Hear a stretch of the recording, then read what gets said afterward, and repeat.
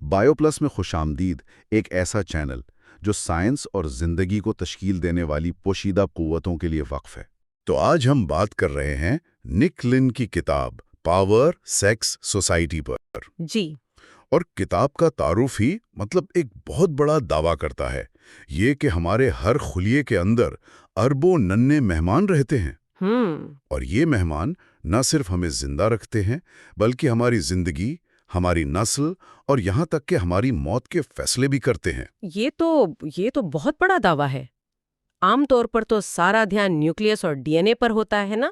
بالکل، اسی کو تو ہم ماسٹر کنٹرولر سمجھتے ہیں، لیکن یہ کتاب کہتی ہے کہ اصل طاقت کہیں اور چھپی ہے۔ صحیح۔ تو ہمارا مقصد آج یہی سمجھنا ہے کہ یہ مائٹوکونڈریا کیا ہے اور مصنف انہیں دنیا کے خفیہ حکمران کیوں کہہ رہا ہے۔ چلیں دیکھتے۔ اچھا، تو سب سے پہلا سوال تو یہی ہے کہ یہ مائٹوکونڈریا ہیں کیا؟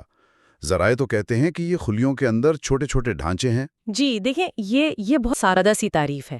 انہیں صرف ڈھانچے کہنا ایسا ہی ہے جیسے دماغ کو صرف ایک عضو کہہ دیا جائے۔ اچھا جی، خلیے کے اندر بھی آپ سمجھ لیں چھوٹے چھوٹے اندرونی اعضاء ہوتے ہیں۔ سائنس میں انہیں آرگنلز کہتے ہیں، اور مائٹوکونڈریا شاید ان میں سب سے اہم ہے۔ اور ان کا مشہور ترین کام جو ہم نے اسکول میں بھی پڑھا تھا، خلیے کا پاور ہاؤس۔ جی ہاں۔ ذرائع میں اے ٹی پی کا بار بار ذکر ہے، اسے توانائی کی کرنسی کہا گیا ہے۔ یہ کرنسی والی مثال بہت دلچسپ ہے۔ یہ صرف مثال نہیں، یہ حقیقت کے بہت قریب ہے۔ خلیے کے اندر ایک پوری معیشت چل رہی ہے۔ بالکل، آپ ایسا ہی سمجھیں۔ اے ٹی پی یعنی ایڈینوسین ٹرائی فاسفیٹ وہ سکہ ہے جس کے بغیر خلیے میں کوئی کام نہیں ہو سکتا۔ کوئی بھی کام؟ کوئی بھی کام۔ پٹھوں کو حرکت دینی ہو، دماغ کو سوچنا ہو، کچھ بھی، ہر کام کی قیمت اے ٹی پی میں ادا کرنی پڑتی ہے۔ اور مائٹوکونڈریا وہ فیکٹریاں ہیں جو یہ کرنسی بنا رہی ہیں۔ 24 گھنٹے؟ ہر وقت۔ اگر یہ فیکٹریاں بند ہو جائیں تو زندگی فوراً ٹھپ ہو جائے گی۔ اور ان کی تعداد، یہ بات مجھے بہت حیران کر گئی، ایک عام خلیے میں سینکڑوں، ہر خلیے میں سینکڑوں پاور پلانٹس۔ جی، ایک عام سے خلیے میں 300 سے 400 تک۔ واہ! اور جو خلیے زیادہ توانائی استعمال کرتے ہیں جیسے دل کے پٹھے یا دماغ کے نیورونز، ان میں تو ہزاروں کی تعداد میں ہو سکتے ہیں۔ اور پورے جسم میں؟ پورے جسم میں تو گنتی، اندازہ ہے کہ یہ تعداد 1 کروڑ ارب کے قریب ہے۔ 1 کروڑ ارب؟ جی، یہ ہمارے اندر ایک پوری کائنات ہے، اور یہ سب مل کر ہمارے جسم کے وزن کا تقریباً 10% بناتے ہیں۔ 10%؟ تو میرے وزن کا ایک حصہ تو صرف ان کا ہے۔ بالکل۔ اگلی بار جب کوئی اپنا وزن دیکھے تو یاد رکھے کہ اس میں سے کئی کلو تو صرف ان ننھے پاور ہاؤسز کا ہے۔ اچھا، یہاں سے کہانی بہت ہی عجیب ہو جاتی ہے۔ جی۔ ذرائع کہتے ہیں کہ یہ اصل میں کبھی آزاد بیکٹیریا تھے۔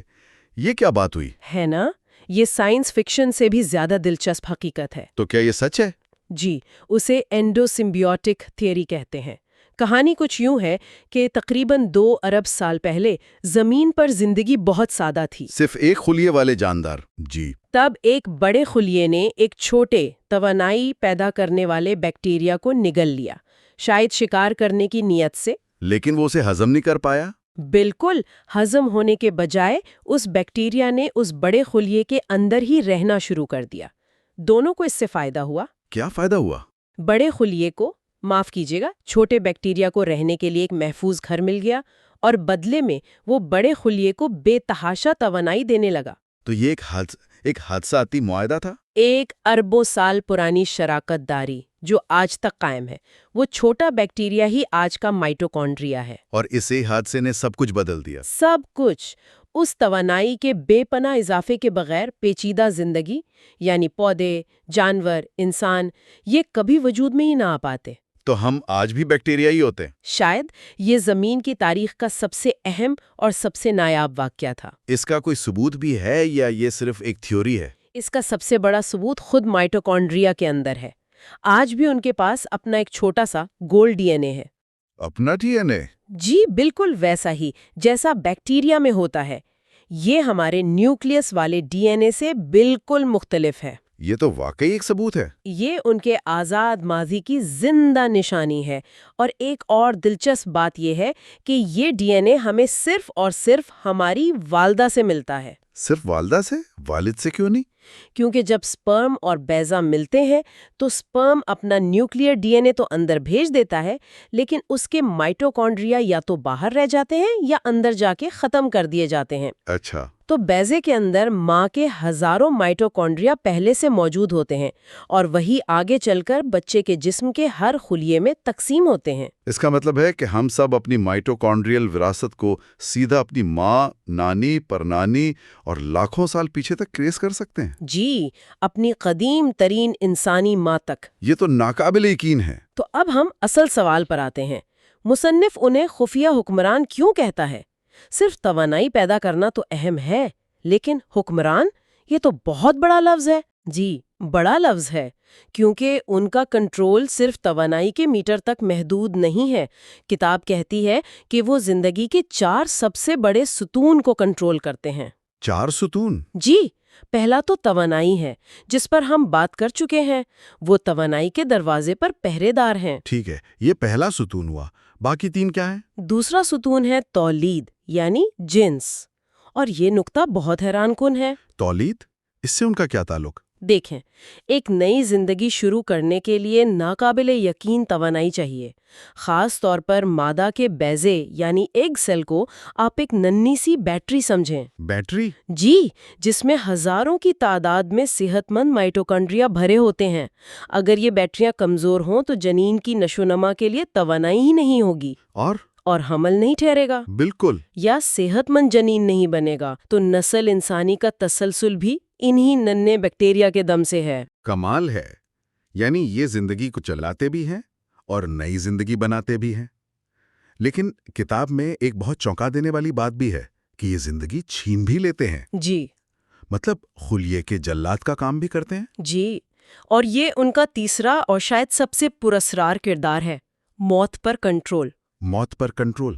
ہر سیکنڈ ہمارے جسم میں لاکھوں خلیے ایک منظم طریقے سے خودکشی کرتے ہیں۔ اسے ایپپٹوسس کہتے ہیں۔ یہ تو میں نے سنا ہے، پروگرام شدہ خلیاتی موت۔ جی، یہ جسم کے لیے بہت ضروری ہے تاکہ پرانے، خراب یا کینسر بننے والے خلیوں سے نجات مل سکے۔ اور اس خودکشی کا حکم مائٹوکونڈریا دیتے ہیں؟ بالکل، وہ خلیے کے اندر جج اور جلاد دونوں کا کردار ادا کرتے ہیں۔ وہ مسلسل خلیے کی صحت پر نظر رکھتے ہیں۔ اور اگر انہیں کچھ گڑبڑ لگے؟ اگر انہیں لگے کہ خلیہ ٹھیک سے کام نہیں کر رہا یا اس کا ڈی این اے خراب ہو گیا ہے تو وہ اپنے اندر سے کچھ خاص پروٹینز خارج کر دیتے ہیں۔ اور وہ پروٹینز؟ وہ خلیے کے لیے موت کا پروانہ ہوتا ہے۔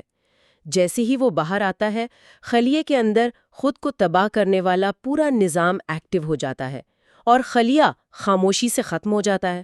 تو وہ نہ صرف زندگی دیتے ہیں بلکہ یہ فیصلہ بھی کرتے ہیں کہ کس خلیے کو کب مرنا ہے۔ جی ہاں، یہ تو واقعی حکمرانی ہوئی، زندگی کی شروعات، اس کو چلانا اور اس کا خاتمہ۔ اور ابھی چوتھا ستون باقی ہے۔ چوتھا ستون؟ وہ ہے عمر رسیدگی اور بیماریاں۔ تو کیا ہم یہ کہہ سکتے ہیں کہ بوڑھا ہونا دراصل ہمارے مائٹوکونڈریا کا بوڑھا ہونا ہے؟ بہت حد تک یہ چوتھا ستون ہے۔ دیکھیں، جب مائٹوکونڈریا توانائی بناتے ہیں تو اس عمل میں کچھ فری ریڈیکلز بھی بنتے ہیں۔ یہ تو سنے ہیں، اینٹی آکسیڈنٹس ان سے لڑتے ہیں۔ جی، یہ فری ریڈیکلز خلیے کے پرزوں، خاص طور پر خود مائٹوکونڈریا کے ڈی این اے کو نقصان پہنچاتے ہیں۔ وقت کے ساتھ ساتھ یہ نقصان جمع ہوتا رہتا ہے۔ جیسے ایک گاڑی کا انجن چل چل کر گھس جاتا ہے۔ بالکل ویسی ہی مثال ہے۔ دھیرے دھیرے مائٹوکونڈریا کم مؤثر ہوتے جاتے ہیں، وہ کم توانائی پیدا کرتے ہیں اور زیادہ فری ریڈیکلز بنانے لگتے ہیں۔ اور اس سے نقصان کا ایک چکر شروع ہو جاتا ہے؟ جی، ایک شیطانی چکر۔ توانائی کی یہ کمی ہی بڑھاپے کی زیادہ تر علامات کی جڑ ہے۔ کمزوری، جھریاں، یادداشت کا کمزور ہونا۔ اور عمر سے متعلق بیماریاں بھی؟ جی، جب یہ خرابی ایک حد سے بڑھ جاتی ہے تو یہ پارکنسنز، الزائمر اور ذیابیطس جیسی بیماریوں کو جنم دیتی ہے۔ تو خلاصہ یہ ہے کہ یہ صرف سادہ پاور پیک نہیں ہے، یہ ہمارے قدیم شراکت دار ہیں جو ہماری زندگی کے مرکزی کنٹرولر بن چکے ہیں۔ بالکل، یہ ہماری توانائی کے سوئچ ہیں، ہماری نسل کا فیصلہ کرتے ہیں، ہمارے خلیوں کے لیے موت کا بٹن دباتے ہیں اور آخر میں ہمارے بوڑھے ہونے کی رفتار بھی طے کرتے ہیں۔ صحیح۔ خفیہ حکمران کا لقب اب بالکل صحیح لگ رہا ہے۔ اور ان کی کہانی یہ دکھاتی ہے کہ کیسے ایک عدیم اتفاقی شراکت داری اس تمام حیاتیاتی پیچیدگی کی بنیاد بن گئی جو آج ہم اپنے ارد گرد دیکھتے ہیں۔ یہ تہذیب، ہمارا شعور، ہمارا فن، سب کچھ اس ایک قدیم معاہدے کی وجہ سے ہے۔ کتاب میں ایک آخری نکتہ بہت سوچنے والا ہے، وہ یہ کہ دو خلیوں کا یہ ملاب زمین کی تاریخ میں ایک ناقابل یقین حد تک نایاب، شاید ایک ہی بار ہونے والا واقعہ تھا۔ جی، بہت نایاب۔ تو اگر پیچیدہ زندگی کی طرف یہ عظیم چھلانگ اس طرح کے ایک حادثے پر منحصر ہے تو اس کا کائنات میں کہیں اور پیچیدہ زندگی ملنے کے امکانات کے بارے میں کیا مطلب ہو سکتا ہے؟ کہ ہم اس لیے تنہا ہیں کیونکہ کسی اور سیارے پر یہ حادثہ کبھی ہوا ہی نہیں؟ اچھا، تو زندگی کی جو کہانی ہے نا، اس میں ایک بہت ہی بڑا، ایک گہرا معمہ ہے۔ تقریباً 2 ارب سال تک زمین پر زندگی تو تھی، لیکن وہ جیسے ایک جگہ پھنسی ہوئی تھی، صرف خوردبینی اور بہت ہی سادہ بیکٹیریا کی شکل میں۔ پھر اچانک سے کچھ ایسا ہوا جس نے سب کچھ بدل دیا۔ ایک دھماکے کی طرح پیچیدہ زندگی سامنے آ گئی۔ آج ہم اسی ایک سب سے بڑے کیس کو آپ کہہ لیں حل کرنے کی کوشش کریں گے۔ وہ کون سا پر امید افریت تھا جس نے زندگی کو آگے بڑھنے کا راستہ دکھایا؟ جی، یہ واقعی زندگی کی تاریخ کا شاید سب سے بڑا راز ہے، اور اس راز کو سمجھنے کے لیے ہم نک لین کی کتاب پاور، سیکس، سوسائڈ کا سہارا لے رہے ہیں۔ ہمارا مشن یہ جاننا ہے کہ وہ ایک واقعہ کیا تھا جو تقریباً 2 ارب سال پہلے پیش آیا، جس نے پودوں، جانوروں اور بالآخر ہم انسانوں کی بنیاد رکھی۔ یہ ایک ایسی کہانی ہے جو سننے میں کسی سائنس فکشن فلم جیسی لگتی ہے، لیکن ہے بالکل حقیقت۔ تو آئیے پھر سراغ رسی شروع کرتے۔ سب سے پہلے تو ہمیں جائے وقوع کو سمجھنا ہوگا۔ زندگی، جیسا کہ ہم جانتے ہیں، 2 بالکل مختلف سلطنتوں میں بٹی ہوئی ہے۔ ایک طرف ہے بیکٹیریا، سادہ، چھوٹے، ہر جگہ موجود، اور دوسری طرف ہے یوکیریوٹس۔ یہ کیا چیز ہے؟ یوکیریوٹس ایک طرح سے ہم ہیں۔ دیکھیں، اگر ایک بیکٹیریا ایک کمرے کا خیمہ ہے جس میں سارا سامان بس ایک ہی جگہ پڑا ہے، تو ایک یوکیریوٹک خلیہ ایک پورا شہر ہے۔ واہ، شہر؟ جی، ایک پورا شہر۔ اس شہر میں ایک سینٹرل لائبریری ہے جسے ہم مرکزہ یا نیوکلیس کہتے ہیں، جہاں تمام ہدایات یعنی ڈی این اے محفوظ ہیں۔ پھر شہر کو چلانے کے لیے ہزاروں چھوٹے چھوٹے پاور پلانٹس ہیں جنہیں ہم مائٹوکونڈریا کہتے ہیں۔ فیکٹریوں کا ایک پورا نظام ہے جو پروٹین بناتا ہے، اور ایک بہترین ٹرانسپورٹ نیٹ ورک بھی ہے۔ مطلب یہ ایک انتہائی منظم اور پیچیدہ دنیا ہے۔ اچھا، تو خیمے اور شہر کا فرق واقعی بہت بڑا ہے۔ تو اس کا مطلب یہ ہوا کہ تمام پودے، جانور، فنگس، یہ سب اسی شہر والے ڈیزائن پر بنے ہیں۔ بالکل، ایک درخت سے لے کر ایک مکھی تک، اور انسان سے لے کے مشروم تک۔ جی ہاں، ہر وہ چیز جسے آپ اپنی آنکھوں سے دیکھ سکتے ہیں وہ یوکیریوٹک خلیوں سے بنی ہے۔ اور یہیں سے اصل سوال شروع ہوتا ہے، اربوں سال تک زمین پر صرف وہ سادہ خیمے یعنی بیکٹیریا ہی کیوں تھے؟ وہ زیادہ پیچیدہ شہروں میں کیوں تبدیل نہیں ہوئے؟ ہاں، یہ بات مجھے ہمیشہ بہت حیران کرتی ہے۔ بیکٹیریا تو بڑے کامیاب ہیں، مطلب وہ ہر جگہ ہیں، ہماری آنتوں سے لے کے سمندر کی گہرائیوں تک۔ تو پھر وہ ایک جگہ آ کر رک کیوں گئے؟ میرا مطلب ہے، ارتقاء کا کام تو آگے بڑھنا ہے، تو کوئی بڑا، کوئی بہتر بیکٹیریا کیوں نہیں بن سکا؟ کیا مسئلہ تھا آخر؟ بالکل، یہی سوال سائنسدانوں کو کئی دہائیوں تک پریشان کرتا رہا، اور جواب حیرت انگیز طور پر توانائی میں چھپا تھا۔ بیکٹیریا کے ڈیزائن میں ایک بنیادی مسئلہ تھا، ایک ایسی حد تھی جسے وہ پار نہیں کر سکتے تھے۔ اسے آپ توانائی کی رکاوٹ کہہ سکتے ہیں۔ توانائی کی رکاوٹ؟ اسے ذرا آسان الفاظ میں سمجھائیں۔ اچھا، ایسے سوچیں کہ ایک بیکٹیریا ایک چھوٹی سی فیکٹری ہے جس کی دیواریں ہی اس کے سولر پینل ہیں۔ وہ اپنی ساری توانائی اپنی بیرونی جھلی سے یعنی اپنی دیواروں سے ہی پیدا کرتا ہے۔ ٹھیک ہے۔ اب اگر آپ اس فیکٹری کو بڑا کرنا شروع کریں تو اندر کی جگہ یعنی حجم تو بہت تیزی سے بڑھے گا، لیکن دیواروں کا رقبہ اتنی تیزی سے نہیں بڑھے گا۔ ایک وقت آئے گا کہ فیکٹری اتنی بڑی ہو جائے گی کہ اس کی دیواروں پر لگے سولر پینل पूरी फैक्ट्री को बिजली नहीं दे पाएंगे। ओ, समझ गई। मतलब फैक्ट्री के अंदर मशीनें तो बहुत लग जाएंगी, लेकिन उन्हें चलाने के लिए बिजली कम पड़ जाएगी। तो बैक्टीरिया इसी मसले में फंसे हुए थे। बिल्कुल। वो अगर बड़े होते तो उनके पास अपने अंदरूनी निज़ाम को चलाने के लिए काफ़ी तवानाई न होती। वो हमेशा तवानाई के बहरान का शिकार रहते। इसीलिए अरबों साल तक वो छोटे और सादा ही रहे। उनके पास कोई अंदरूनी पावर प्लांट लगाने का तरीका नहीं था। वो अपनी दीवारों पर ही इन्हिसार करते थे। ठीक है, तो यहाँ से कहानी में वो ड्रामेटिक मोड़ आता है जिसका हम जिक्र कर रहे थे। ये तब्दीली बतदरीज नहीं हुई। ऐसा नहीं हुआ कि बैक्टीरिया ने आहिस्ता आहिस्ता वक्त के साथ अंदरूनी पावर प्लांट बना लिए, बल्कि किताब के मुताबिक ये एक ही छलांग में हुआ। एक गैर मामूली मिलाप, एक खलिए ने दूसरे को निगल लिया। यही वो तस्वीर है जिसे किताब में पुरउम्मीद अफरीत या होपफुल मॉन्स्टर कहा गया है। ये ख्याल है कि इर्तिका हमेशा छोटे छोटे सुस्त कदमों से आगे नहीं बढ़ता। कभी कभी एक बहुत बड़ी एक अचानक तब्दीली आती है।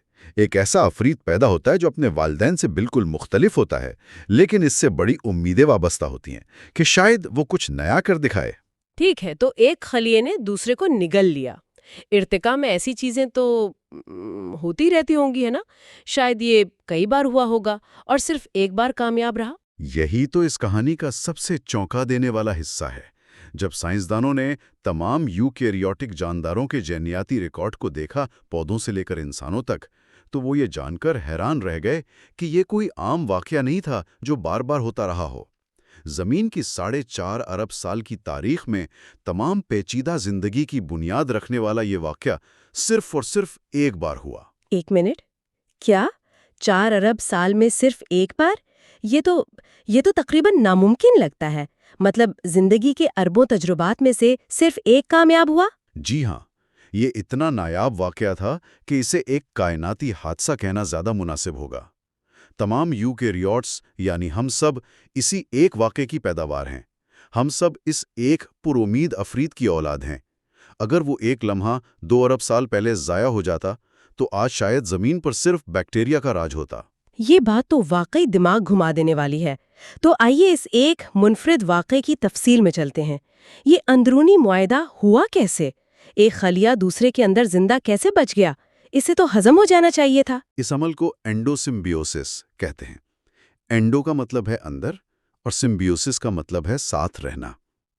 कहानी कुछ यूं है कि एक बड़ा मेज़बान खुलिया था, गालिबन आर्किया की किस्म का, जिसने एक छोटे बैक्टीरिया को शिकार के तौर पर निगल लिया। जैसे एक अमीबा किसी छोटे जानदार को खा जाता है। लेकिन आम तौर पर तो शिकार हजम हो जाता है, वो लंच बन जाता है। बिल्कुल, 99.9% केसेस में ऐसा ही होता होगा। लेकिन उस एक बार कुछ मुख्तलिफ हुआ। मेज़बान खुलिये ने किसी वजह से उस छोटे बैक्टीरिया को हजम नहीं किया। शायद वो इसे हजम कर ही नहीं पाया और वो छोटा बैक्टीरिया मेज़बान के अंदर जिंदा रह गया। अब वो कैदी था, लेकिन एक बहुत कारामद कैदी। कारामद कैसे? ऑक्सीजन का इस्तेमाल करके बहुत ज्यादा तवानाई पैदा कर सकता था, तो उसने अपने मेज़बान के साथ एक डील कर ली। मेज़बान उसे तहफ़्फ़ुज़ और खुराक देता और बदले में वो छोटा बैक्टीरिया अपने मेज़बान को तवानाई यानी एटीपी फराहम करता। वो एक कैदी के बजाय एक किराएदार बन गया जो अपना किराया बिजली के बिल की सूरत में अदा करता था। और वक्त के साथ साथ ये किराएदार उस घर का मुस्तकिल हिस्सा बन गया। जी, और सिर्फ हिस्सा नहीं बल्कि उस घर का पावर हाउस बन गया। लाखों साल के अरसे में इस छोटे बैक्टीरिया ने अपनी ज़्यादातर आज़ाद हैसियत खो दी और वो मुकम्मल तौर पर मेज़बान खलिए पर मुनहसर हो गया। ये माइटोकॉन्ड्रिया बन गया। आज आपके जिस्म के हर खलिए में जो सैकड़ों या हज़ारों माइटोकॉन्ड्रिया मौजूद हैं, वो इसी एक कदीम बैक्टीरिया की नस्ल से हैं जिसे 2 अरब साल पहले निगल लिया गया था। आप खुद एक चलता फिरता, बात करता हुआ मिलाप या कायमीरा हैं। ये सोचना ही अजीब है कि मेरे अपने खलियों के अंदर अरबों छोटे छोटे जानदार हैं जो कभी आज़ाद थे। तो इस तवानाई की फरावानी का नतीजा क्या निकला? इसने सब कुछ कैसे बदल दिया? इसने हर चीज बदल दी। अब खलिए के पास तवानाई का मसला नहीं रहा था। वो तवानाई के बहरान से निकलकर तवानाई की फरावानी में आ गया था। ये बिल्कुल ऐसा ही है जैसे कोई शख्स जो पाई पाई जोड़कर गुजारा करता हो, अचानक उसकी लॉटरी निकल आए। अब वो बड़ा घर खरीद सकता है, नई गाड़ियां ले सकता है, वो सब कुछ कर सकता है जिसका उसने कभी सोचा भी नहीं था। किताब में एक बहुत दिलचस्प जुमला है यूकैरियोटिक तर्ज जिंदगी توانائی کے لحاظ سے فضول خرچ ہے۔ یعنی یہ توانائی کو بے دریغ استعمال کرتا ہے۔ بالکل، کیونکہ اب وہ ایسا کر سکتا تھا۔ اس توانائی کی بدولت یوکریوٹک خلیہ بہت بڑا ہو سکتا تھا۔ وہ اپنا ڈی این اے ایک محفوظ لائبریری یعنی نیوکلیس میں رکھ سکتا تھا۔ وہ اپنی شکل بدل سکتا تھا، حرکت کر سکتا تھا، اور سب سے اہم، وہ دوسرے خلیوں کا شکار کر سکتا تھا۔ اس نے ایک بالکل نئے طرز زندگی کو جنم دیا، شکاری کا طرز زندگی۔ بیکٹیریا صرف دفاع کر سکتے تھے، لیکن یوکریوٹس حملہ کر سکتے تھے۔ تو اس سب کا مطلب یہ ہوا کہ اگر ہم زندگی کے ارتقاء کو ایک درخت سے تشبیہ دیں تو یہ ایک واقعہ وہ نقطہ تھا جہاں ایک بالکل نئی، ایک بہت موٹی شاخ پھوٹی۔ بلا شبہ، اگر یہ اینڈو سمبیوسس کا واقعہ نہ ہوتا تو زندگی کا درخت شاید ایک سیدھا تنا ہی رہتا جس پر صرف بیکٹیریا کی چھوٹی چھوٹی ٹہنیاں ہوتیں۔ مائٹوکونڈریا کے بغیر خلیوں کو وہ توانائی کبھی نہیں ملتی جس کی انہیں پیچیدہ ہونے کے لیے ضرورت تھی۔ زندگی شاید ہمیشہ کے لیے سادہ اور خوردبینی رہتی۔ یعنی کوئی درخت، کوئی پھول، کوئی پرندے، کوئی ڈائناسور اور کوئی انسان نہ ہوتے۔ یہ پوری دنیا جو ہمیں نظر آتی ہے اس ایک حادثے کی مرہون منت ہے۔ کم از کم ویسی کچھ نہیں ہوتی جیسی ہم آج دیکھتے ہیں۔ یہ سب کچھ اس ایک حادثاتی ملاپ کا نتیجہ ہے جس نے اس پر امید افرید کو جنم دیا، اور یہ ہمیں بتاتا ہے کہ پیچیدہ زندگی کوئی طے شدہ منصوبہ نہیں تھی۔ یہ ارتقاء کا کوئی ناگزیر نتیجہ نہیں تھا، بلکہ ایک انتہائی نایاب، خوش قسمت حادثہ تھا۔ تو آج کی گفتگو کا خلاصہ یہ ہے کہ تمام پیچیدہ زندگی بشمول ہماری ایک انقلابی اور انتہائی نایاب واقعے سے پیدا ہوئی۔ ایک قدیم خلیے نے دوسرے کو نگلا اور اسے ہضم کرنے کے بجائے ایک مستقل توانائی کے منبع یعنی مائٹوکونڈریا میں تبدیل کر دیا۔ یہ پر امید افریط ایک ایسا واقعہ تھا جو اربوں سالوں میں صرف ایک بار ہوا، لیکن اس نے زندگی کے لیے پیچیدگی کے سارے دروازے کھول دیے۔ اس نے زندگی کو سادگی کے قید سے آزاد کر دیا۔ بالکل، اور یہ ہمارے لیے ایک بہت گہری سوچ چھوڑ جاتا ہے، خاص طور پر جب ہم کائنات میں دوسری جگہوں پر زندگی تلاش کرنے کی بات کرتے ہیں۔ یہ ایک اہم سوال اٹھاتا ہے، اگر زمین پر پیچیدہ زندگی کا ارتقاء اتنے غیر متوقع اور نایاب واقعے پر منحصر تھا، تو کائنات میں کہیں اور پیچیدہ زندگی کے امکانات کے بارے میں اس کا کیا مطلب ہے؟ یہ تو واقعی ایک بہت بڑا سوال ہے۔ کیا یہ ممکن ہے کہ کائنات زندگی سے بھری ہو لیکن وہ تمام زندگی بیکٹیریا کی طرح سادہ اور خوردبینی ہو، اور ہم یہاں اس لیے موجود ہیں کیونکہ ہمارے سیارے پر ایک ناقابل یقین حد تک نایاب لاٹری نکلی تھی؟ ایک گہرا سوال۔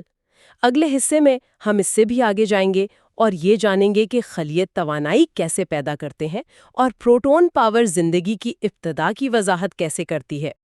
کبھی کبھی جب میں بہت تھکی ہوئی ہوتی ہوں تو سوچتی ہوں کہ یہ توانائی آخر ہے کیا چیز؟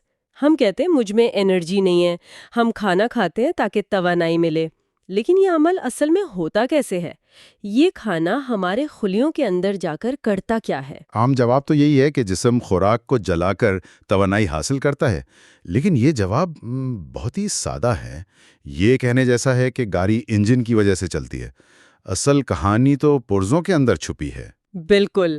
تو آج ہم زندگی کی اسی بنیادی قوت کی گہرائی میں اتریں گے جو ہمارے ہر خلیے میں ہر لمحے کام کر رہی ہے، اور اس سفر میں ہماری رہنما نک لین کی کتاب پاور سیکس سوسائٹی ہوگی۔ جی، اور یہ کہانی کسی بھی جاسوسی ناول سے کم دلچسپ نہیں۔ ہمارا مشن یہ سمجھنا ہے کہ مائٹوکونڈریا، جنہیں ہم اسکول سے خلیے کا پاور ہاؤس کے نام سے جانتے ہیں، در حقیقت یہ پاور پیدا کیسے کرتے ہیں۔ اور یہ صرف بائیولوجی کا کوئی خشک سبق نہیں ہے۔ اس عمل کو سمجھنے سے ہم نہ صرف یہ جانیں گے کہ ہمارے جسم کیسے کام کرتے ہیں، بلکہ ہم اس سوال کے جواب کے بھی قریب پہنچ جائیں گے کہ اربوں سال پہلے اس سیارے پر زندگی کا آغاز کیسے ہوا ہوگا۔ اور ذرائع بتاتے ہیں کہ اس کہانی میں آسمانی بجلی جیسا ایک چونکا دینے والا عنصر بھی شامل ہے جو ہمارے اپنے خلیوں کے اندر کوندتی ہے۔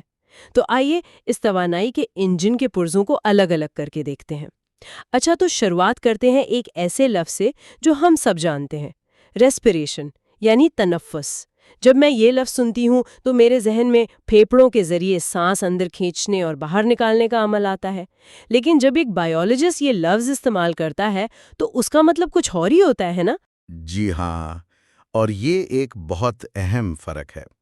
سیلولر ریسپیریشن کا مطلب پھیپھڑوں کا عمل نہیں، بلکہ خوراک جیسے گلوکوز سے توانائی کو ایک منظم اور قابو شدہ طریقے سے نکالنے کا عمل ہے۔ یہ کسی بے قابو دھماکے کی طرح نہیں ہے۔ اچھا، اس کی مثال ایسے سمجھیں کہ آپ کو ایک لکڑی کے ٹکڑے سے حرارت چاہیے۔ آپ اسے ایک ساتھ آگ لگا دیں تو ساری توانائی ایک بے قابو شعلے کی صورت میں ایک ہی لمحے میں ضائع ہو جائے گی۔ آپ اس سے کوئی کام نہیں لے سکتے۔ مطلب بہت زیادہ روشنی اور حرارت تو ہوگی، لیکن وہ کسی کام کی نہیں ہوگی۔ بالکل، لیکن اگر آپ اسی لکڑی کو دھیرے دھیرے سلگائیں تو آپ اس سے مسلسل اور قابل استعمال حرارت حاصل کر سکتے ہیں۔ سیلولر ریسپریشن خلیے کا یہی دھیرے دھیرے سلگانے کا طریقہ ہے۔ 18ویں صدی کے مشہور کیمیاء دان اینٹونی لاوائزیئر نے سب سے پہلے یہ خیال پیش کیا تھا کہ یہ ایک سلو کمبشن کا عمل ہے جس کا مقصد حرارت پیدا کرنا تھا۔ مگر اب ہم جانتے ہیں کہ اس کا بنیادی مقصد حرارت نہیں بلکہ ایک خاص قسم کی قابل استعمال توانائی پیدا کرنا ہے، اور یہ سارا عمل مائٹوکونڈریا کے اندر ہوتا ہے۔ ایک منٹ، مجھے یہ سمجھنے دیں، یعنی آپ کہہ رہے ہیں کہ گلوکوز کو جلایا نہیں جاتا؟ نہیں، بالکل نہیں۔ بلکہ اس کے الیکٹرانز کو ایک ایک کر کے اتارا جاتا ہے اور ہر قدم پر تھوڑی سی توانائی نکالی جاتی ہے۔ یہ تو بہت ہی محتاط عمل لگتا ہے۔ آپ نے بالکل صحیح سمجھا۔ اس کی ساری چال الیکٹرانوں کے لین دین میں ہے، جسے ہم کیمسٹری کی زبان میں ریڈاکس ری ایکشن کہتے ہیں۔ یہ کوئی پیچیدہ اصطلاح نہیں ہے، اس کا سیدھا سا مطلب ہے ایک مالیکیول یعنی گلوکوز الیکٹران کھوتا ہے، اسے کہتے ہیں کہ وہ آکسیڈائزڈ ہو گیا، اور دوسرا مالیکیول یعنی آکسیجن وہ الیکٹران حاصل کر لیتا ہے تو وہ ریڈیوسڈ ہو جاتا ہے۔ الیکٹرانز کی یہ منتقلی ایک سیڑھی سے نیچے اترنے کی طرح ہے، ہر قدم پر تھوڑی سی توانائی خارج ہوتی ہے جسے خلیہ پکڑ لیتا ہے۔ یہی عمل پورے میٹابولزم کی بنیاد ہے۔ ٹھیک ہے، تو خلیہ اس توانائی کو چھوٹے چھوٹے پیکٹوں میں پکڑ لیتا ہے، لیکن اب سوال یہ پیدا ہوتا ہے کہ وہ ان پیکٹوں کا کرتا کیا ہے؟ مطلب اگر توانائی سونے کے سکوں کی طرح ہے تو خلیے کو روزمرہ کے کاموں کے لیے کوئی کرنسی تو چاہیے ہوگی جسے وہ ہر جگہ استعمال کر سکے۔ بہت شاندار مثال ہے۔ خلیے کی کرنسی کا نام ہے ATP یعنی ایڈینوسین ٹرائی فاسفیٹ۔ اسے زندگی کی عالمگیر توانائی کی کرنسی کہا جاتا ہے۔ عالمگیر توانائی کی کرنسی؟ آپ یہ سمجھیں کہ خلیے کے اندر کوئی بھی کام، پٹھوں کا سکڑنا ہو، دل کا دھڑکنا ہو، یا ابھی جو ہم سوچ رہے ہیں اور بات کر رہے ہیں، اس کے لیے بھی ATP کے بغیر ممکن نہیں۔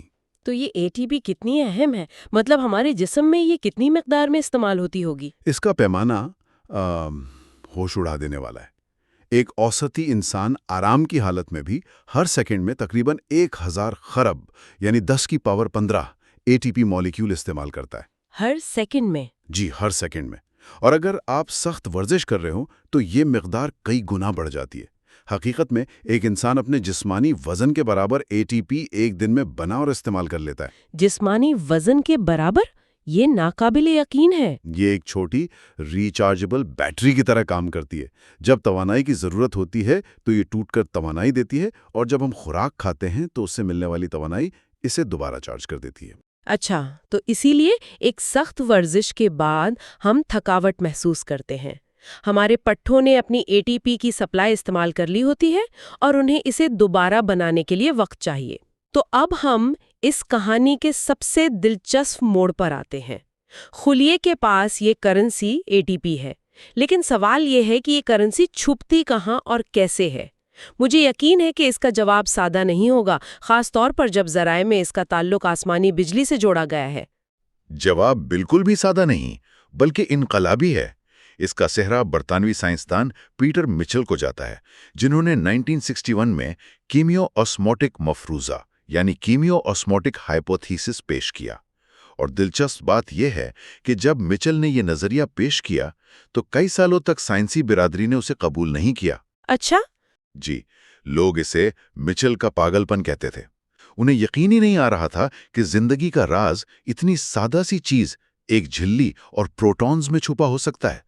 لیکن آخرکار ان کا کام تسلیم کیا گیا اور انہیں نوبل انعام سے نوازا گیا۔ واو! یعنی یہ ایک متنازع خیال تھا۔ آخر ایسا کیا تھا اس نظریے میں؟ مچل نے کہا کہ ATP بنانے کا عمل براہ راست کیمیائی نہیں بلکہ ایک طرح سے طبعی یا میکینیکل ہے۔ ہوتا یہ ہے کہ ریڈاکس ریاکشن سے جو توانائی نکلتی ہے اسے خلیہ پروٹونز یعنی ہائیڈروجن کے آئنز کو مائٹوکونڈریا کی اندرونی جھلی یعنی میمبرین کے پار پمپ کرنے کے لیے استعمال کرتا ہے۔ ایک سیکنڈ، یعنی توانائی کا استعمال پروٹونز کو ایک جگہ سے دوسری جگہ دھکیلنے میں ہو رہا ہے؟ بالکل، جیسے ایک پمپ پانی کو ٹینکی میں چڑھاتا ہے۔ ٹھیک ہے۔ اس پمپنگ سے جھلی کے ایک طرف پروٹونز کا ایک ہجوم جمع ہو جاتا ہے۔ اب وہاں دو طرح کا دباؤ بنتا ہے۔ ایک تو تعداد کا دباؤ ہے، جیسے ایک کمرے میں بہت سے لوگ بھر جائیں تو وہ باہر نکلنا چاہتے ہیں۔ دوسرا بجلی کا دباؤ ہے، کیونکہ ہر پروٹون پر مثبت چارج ہوتا ہے تو وہ ایک دوسرے کو دھکیلتے ہیں۔ اسی دوہرے دباؤ کو ہم پروٹون موٹیو فورس کہتے ہیں۔ Proton motive force. اور ذرائع میں اسے آسمانی بجلی سے تشبیہ اسی لیے دی گئی ہے کیونکہ اس ننھی سی جھلی کے آر پار وولٹیج کا فرق تقریباً 150 ملی وولٹ ہوتا ہے، جو کہ آسمانی بجلی کے برابر برقی میدان کی شدت رکھتا ہے۔ کیا مطلب ہمارے ہر خلیے کے اندر ہر لمحہ ایک خوردبینی طوفان برپا ہے اور اسی طوفان کی بجلی سے ہماری زندگی کی بیٹریاں چارج ہو رہی ہیں؟ یہ تو حیرت انگیز ہے، لیکن یہ بات کچھ عجیب بھی لگتی ہے۔ ایک جھلی کے آر پار پروٹونز کا دباؤ پوری زندگی کو توانائی کیسے دے سکتا ہے؟ یہ بہت نازک نظام نہیں لگتا؟ ایک چھوٹا سا سوراخ اور سب کچھ ختم؟ آپ نے بہت اہم نکتہ اٹھایا ہے، اور اس کا جواب ہے جی ہاں، یہ نازک ہے، اور اسی لیے جھلی کی سالمیت یا انٹیگریٹی زندگی کے لیے ناگزیر ہے۔ یہ ڈیم کی دیوار کی طرح ہے۔ اگر دیوار میں سوراخ ہو جائے تو پانی کا دباؤ ختم ہو جائے گا اور ٹربائن نہیں چلے گی۔ بالکل یہی وجہ ہے کہ زمین پر موجود تمام جانداروں، چاہے وہ ایک خلیے والے بیکٹیریا ہوں یا ہم انسان، ان سب کے خلیوں میں جھلیاں ہوتی ہیں۔ یہ زندگی کی بنیادی شرط ہے۔ اب جب پروٹونز کا یہ شدید دباؤ بن جاتا ہے تو وہ واپس اندر آنا چاہتے ہیں، اور خلیہ انہیں واپس آنے کا ایک راستہ دیتا ہے، لیکن اپنی شرط پر۔ اینن خلیہ انہیں واپس آنے کے لیے خاص گیٹ فراہم کرتا ہے۔ یہ گیٹ ایک شاندار مولیکولر مشین ہے جسے ATP سنتھیز یعنی ATPase کہتے ہیں۔ جب جمع شدہ پروٹونز اس مشین کے ذریعے واپس جھلی کے دوسری طرف بہتے ہیں تو یہ بہاؤ ایک ٹربائن کی طرح کام کرتا ہے۔ جیسے ڈیم سے گرتا پانی ٹربائن کو گھماتا ہے، ویسے ہی پروٹونز کا یہ بہاؤ ATP سنتھیز کے ایک حصے کو انتہائی تیز رفتاری سے گھماتا ہے۔ اور وہی گردش پھر ATP بناتی ہے؟ جی، وہی گردش ATP بنانے کے لیے توانائی فراہم کرتی ہے۔ یہ قدرت کا ایک شاہکار ہے۔ یہ سوچنا ہی ناقابل یقین ہے کہ جب میں ابھی آپ سے بات کر رہی ہوں تو میرے دماغ کے خلیوں میں اربوں ننھی منی ٹربائنز گھوم رہی ہیں، صرف اس لیے تاکہ میں یہ جملہ بول سکوں۔ اس کا مطلب ہے کہ جھلی کا وجود توانائی پیدا کرنے کے لیے کلیدی حیثیت رکھتا ہے۔ بالکل، یہ پروٹون موٹیو فورس صرف ATP ہی نہیں بناتی بلکہ زندگی کے دوسرے اہم کاموں میں بھی استعمال ہوتی ہے، جیسے مولیکیولز کو خلیے کے اندر یا باہر منتقل کرنا اور بیکٹیریا کو حرکت دینا۔ یہ زندگی کا ایک مرکزی انجن ہے۔ یہ عمل اتنا بنیادی اور عالمگیر ہے کہ یہ زمین پر موجود ہر جاندار میں پایا جاتا ہے۔ ذرائع میں یہ بھی ذکر ہے کہ یہ نظام شاید DNA سے بھی پرانا ہے۔ یہ تو بہت بڑا دعویٰ ہے۔ اس کا زندگی کے آغاز سے کیا تعلق ہے؟ یہ ہمیں اس بحث کے سب سے گہرے حصے کی طرف لے جاتا ہے۔ زندگی کے آغاز کا جو کلاسیکل نظریہ ہم سنتے آئے ہیں، جسے پرائمورڈیل سوپ کہتے ہیں۔ ہاں، کہ قدیم سمندروں میں کیمیکلز مل کر زندگی بن گئی۔ جی، وہ یہ بتاتا ہے کہ زندگی کے کیمیائی اجزاء جیسے امینو ایسڈز قدیم سمندروں میں بنے اور پھر اتفاقاً جڑ کر خود کو نقل کرنے والے مالیکیولز جیسے RNA یا DNA بن گئے۔ یعنی ایک کار کے سارے پرزے ایک جگہ اکٹھے ہو گئے اور پھر خود بخود جڑ کر ایک کار بن گئی۔ یہ ہمیشہ سے مجھے تھوڑا عجیب لگا ہے۔ ہاں، کیونکہ اس نظریے میں ایک بہت بڑا مسئلہ ہے۔ یہ اس بات کی وضاحت نہیں کرتا کہ ان پرزوں کو جوڑنے اور پھر اس کار کو چلانے کے لیے توانائی کہاں سے آئی۔ اچھا، آپ کے پاس زندگی کے تمام کیمیائی اجزاء تو ہو سکتے ہیں، لیکن توانائی کے مسلسل منبع کے بغیر زندگی کا آغاز نہیں ہو سکتا۔ یہ ایک بنیادی رکاوٹ ہے۔ تو کیمیو آزموسس کا عمل اس رکاوٹ کو کیسے دور کرتا ہے؟ یہ اس مسئلے کا ایک بہت ہی خوبصورت اور منطقی حل پیش کرتا ہے۔ تحقیق سے پتہ چلتا ہے کہ ابتدائی زندگی کو توانائی حاصل کرنے کے لیے آج جیسے پیچیدہ پروٹینز اور انزائمز کی ضرورت نہیں تھی۔ وہ قدرتی طور پر موجود پروٹون گریڈینٹس کا استعمال کر سکتی تھی۔ قدرتی طور پر موجود؟ وہ کیسے؟ سائنسدانوں کا خیال ہے کہ اربوں سال پہلے سمندر کی تہہ میں موجود گرم پانی کے چشموں، جنہیں ہائیڈرو تھرمو وینٹس کہتے ہیں، کے ارد گرد چٹانوں کی ساخت ایسی تھی جو قدرتی طور پر ایک جھلی کا کام کرتی تھی۔ ان چٹانوں کے اندر چھوٹے چھوٹے سوراخ تھے اور ان کے آر پار سمندر کے پانی کی کیمیائی ساخت میں فرق کی وجہ سے پہلے سے ہی پروٹون گریڈینٹ موجود تھا۔ ایک منٹ، یہ تو سب کچھ بدل دیتا ہے۔ تو زندگی کی پہلی چنگاری شاید کوئی ایسا مالیکیول نہیں تھا جو اپنی کاپی بنا سکے، جیسے ڈی این اے؟ نہیں، بلکہ ایک سادہ سی غیر نامیاتی جھلی تھی، چٹان کا ایک ٹکڑا جو پہلے سے موجود توانائی کے بہاؤ یعنی ایک قدرتی پروٹون گریڈینٹ کو استعمال کر سکتی تھی۔ عین ممکن ہے۔ یہ نظریہ توانائی کو زندگی کی ابتدا میں مرکزی حیثیت دیتا ہے۔ اس نظریے کے مطابق زندگی کا آغاز کیمسٹری سے نہیں بلکہ فزکس سے ہوا۔ واہ! پہلے توانائی کو قابو کرنے کا نظام وجود میں آیا اور پھر اس توانائی کو استعمال کر کے زندگی کے پیچیدہ مالیکیولز بنے۔ یہ زمین پر موجود تمام جانداروں میں ایک گہری وحدت کو بھی ظاہر کرتا ہے۔ ہمارے خلیوں میں ریسپریشن اور پودوں میں فوٹوسنتھسس، جو سورج کی روشنی سے توانائی حاصل کرتے ہیں، دونوں اے ٹی پی بنانے کے لیے اسی بنیادی پروٹون گریڈینٹ کے نظام کو استعمال کرتے ہیں۔ تو یہ زندگی کا ایک عالمگیر اصول ہے؟ جی، جو شاید زندگی کے بالکل آغاز سے ہی قائم ہے۔ تو آج کی اس گفتگو کا خلاصہ یہ ہے کہ زندہ رہنے کا عمل ہمارے ہر خلیے میں موجود طاقت، ہماری ہر سوچ اور ہر حرکت ایک ایسے نظام سے آتی ہے جو ایک خوردبینی جھلی کے پار آسمانی بجلی جیسی قوت پیدا کرتا ہے۔ یہ ایک ایسی پروٹون پاور ہے جو نہ صرف ہمیں اس لمحے توانائی دے رہی ہے، بلکہ شاید اسی نے اربوں سال پہلے زندگی کو پہلی بار ممکن بنایا تھا۔ اور یہ ہمیں ایک بہت ہی سوچنے پر مجبور کرنے والے خیال پر چھوڑ جاتا ہے۔ جیسا کہ ذرائع میں کہا گیا ہے، پرائمورڈیل سوپ کا نظریہ غلط یا بہترین طور پر غیر متعلقہ ہے۔ یہ ہماری سوچ کو کیمیا سے طبیعیات کی طرف موڑ دیتا ہے۔ صحیح۔ زندگی کا آغاز کسی خود کو نقل کرنے والے مالیکیول سے ہونے کے بجائے شاید ایک ایسی ساخت سے ہوا جو توانائی کو قابو کر سکتی تھی، ایک جھلی جس کے آر پار پہلے سے ایک گریڈینٹ موجود تھا۔ اگر زندگی کے لیے پہلی ضرورت کیمیا نہیں بلکہ توانائی کا ایک خاص طبعی نظام ہو، تو کائنات میں کہیں اور زندگی کی تلاش کے لیے اس کے کیا معنی ہیں؟ شاید ہمیں پیچیدہ نامیاتی مالیکیولز کے بجائے ایسی جگہوں کی تلاش کرنی چاہیے جہاں توانائی کے گریڈینٹس موجود ہوں۔ اگلے حصے میں ہم اسی بنیاد پر بات کو آگے بڑھائیں گے اور یہ جاننے کی کوشش کریں گے کہ اگر یہ توانائی کا نظام اتنا عالمگیر ہے تو پھر زمین پر زندگی کی پیچیدگی صرف ایک خاص قسم کے خلیوں یعنی یوکیریوٹک خلیوں میں ہی کیوں پیدا ہوئی؟ تو ایک بنیادی سوال سے شروع کرتے ہیں۔ زمین پر زندگی اربوں سال تک، آپ کہہ لیں، ایک ہی جگہ رکی کیوں رہی؟ یہ ایک بہت گہرا سوال ہے۔ مطلب 2 ارب سال ایک بہت لمبا عرصہ ہے، اور اس پورے عرصے میں صرف بیکٹیریا ہی تھے۔ کیمیکل لیول پر تو ان میں بہت ویرائٹی تھی، لیکن وہ کبھی بھی پودوں یا جانوروں جیسے بڑے پیچیدہ جاندار نہیں بن پائے۔ آخر ایسی کیا چیز تھی جو انہیں روکے ہوئے تھی؟ دیکھیں، یہ سوال حیاتیات کے سب سے بڑے رازوں میں سے ایک ہے، اور آج ہم جس مواد کا جائزہ لے رہی ہیں، خاص طور پر نک لین کی کتاب پاور، سیکس، سوسائڈ، وہ اس کا جواب ایک بہت ہی بنیادی چیز میں تلاش کرتی ہے: توانائی۔ توانائی؟ اچھا جی۔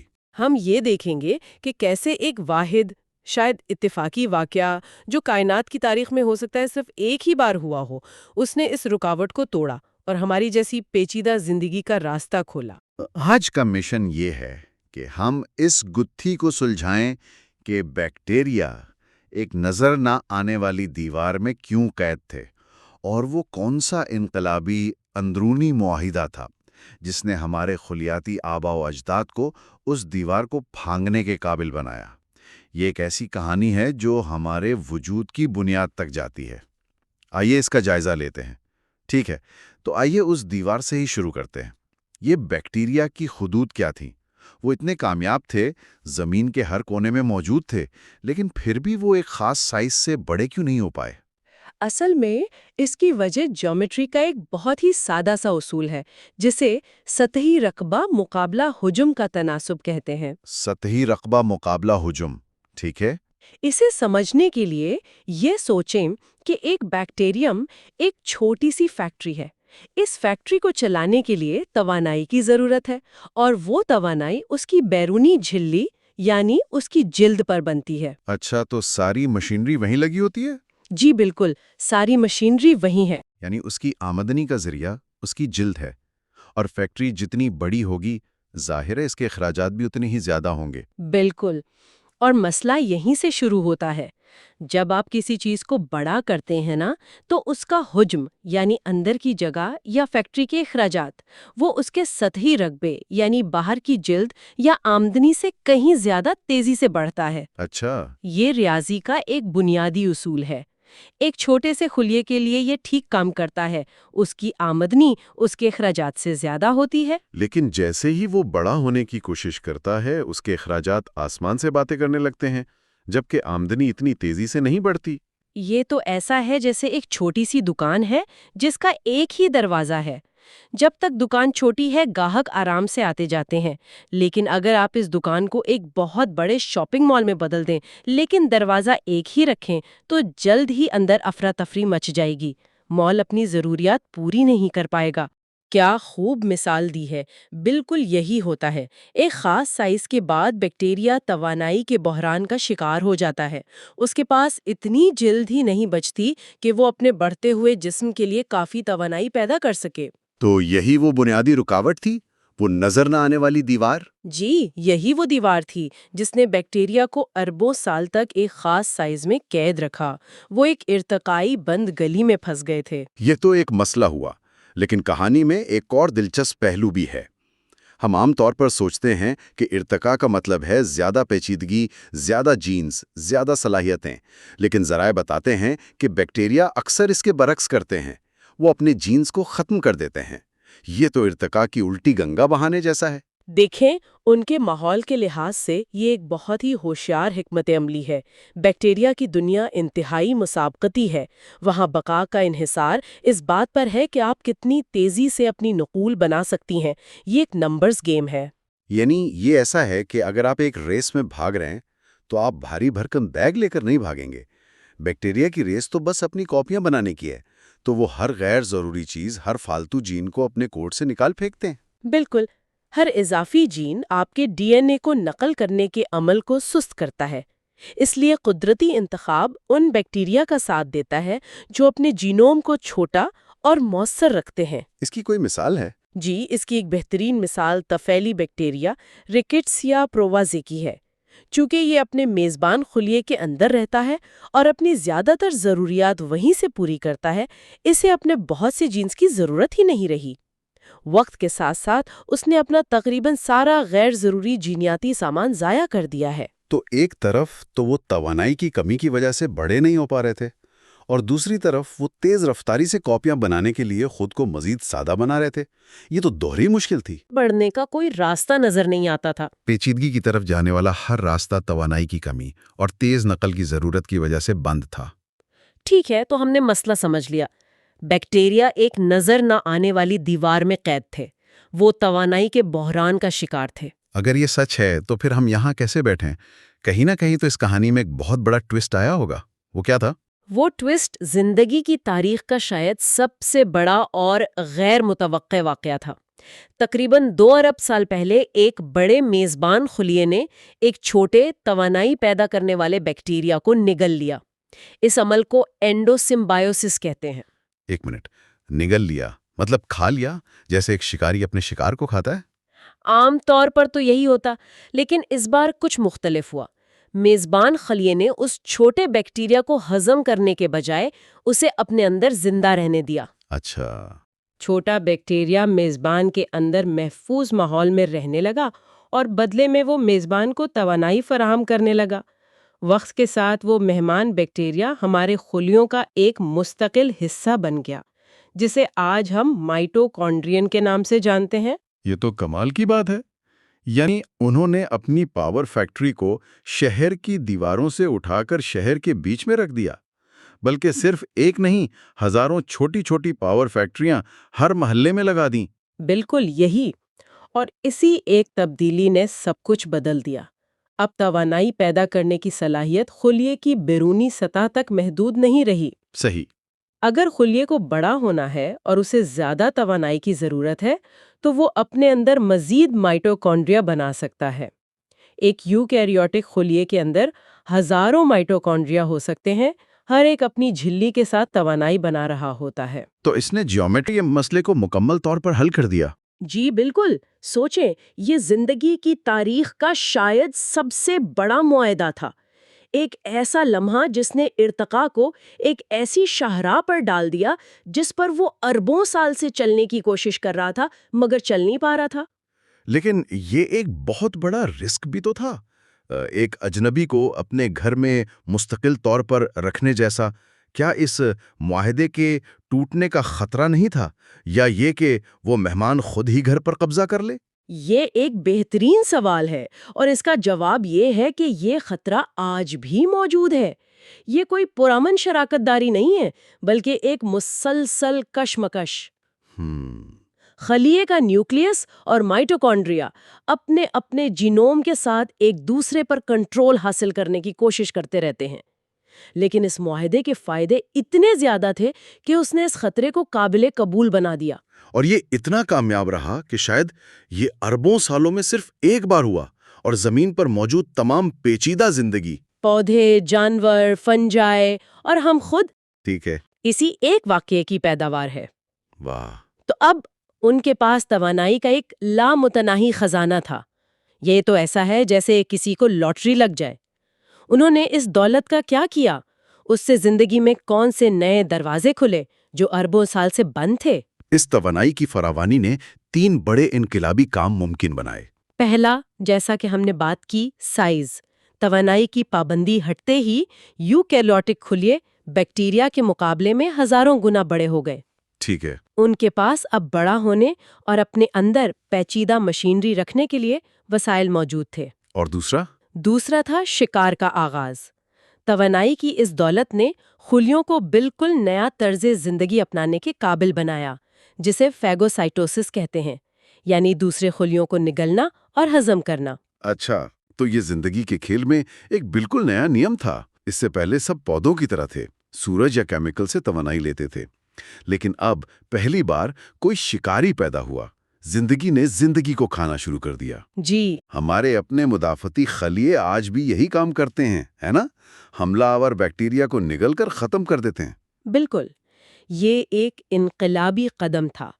اس نے پہلی بار شکاری اور شکار کا رشتہ قائم کیا، جس نے ارتقاء کو ایک نئی اور تیز رفتار سمت دی۔ تو اب خلیوں کو نہ صرف توانائی حاصل کرنی تھی، بلکہ دوسرے خلیوں سے بچنا بھی تھا۔ جی ہاں، جس کی وجہ سے دفاعی نظام، تیز حرکت اور دیگر پیچیدہ خصوصیات پیدا ہوئیں۔ اور تیسرا بڑا کام کیا تھا؟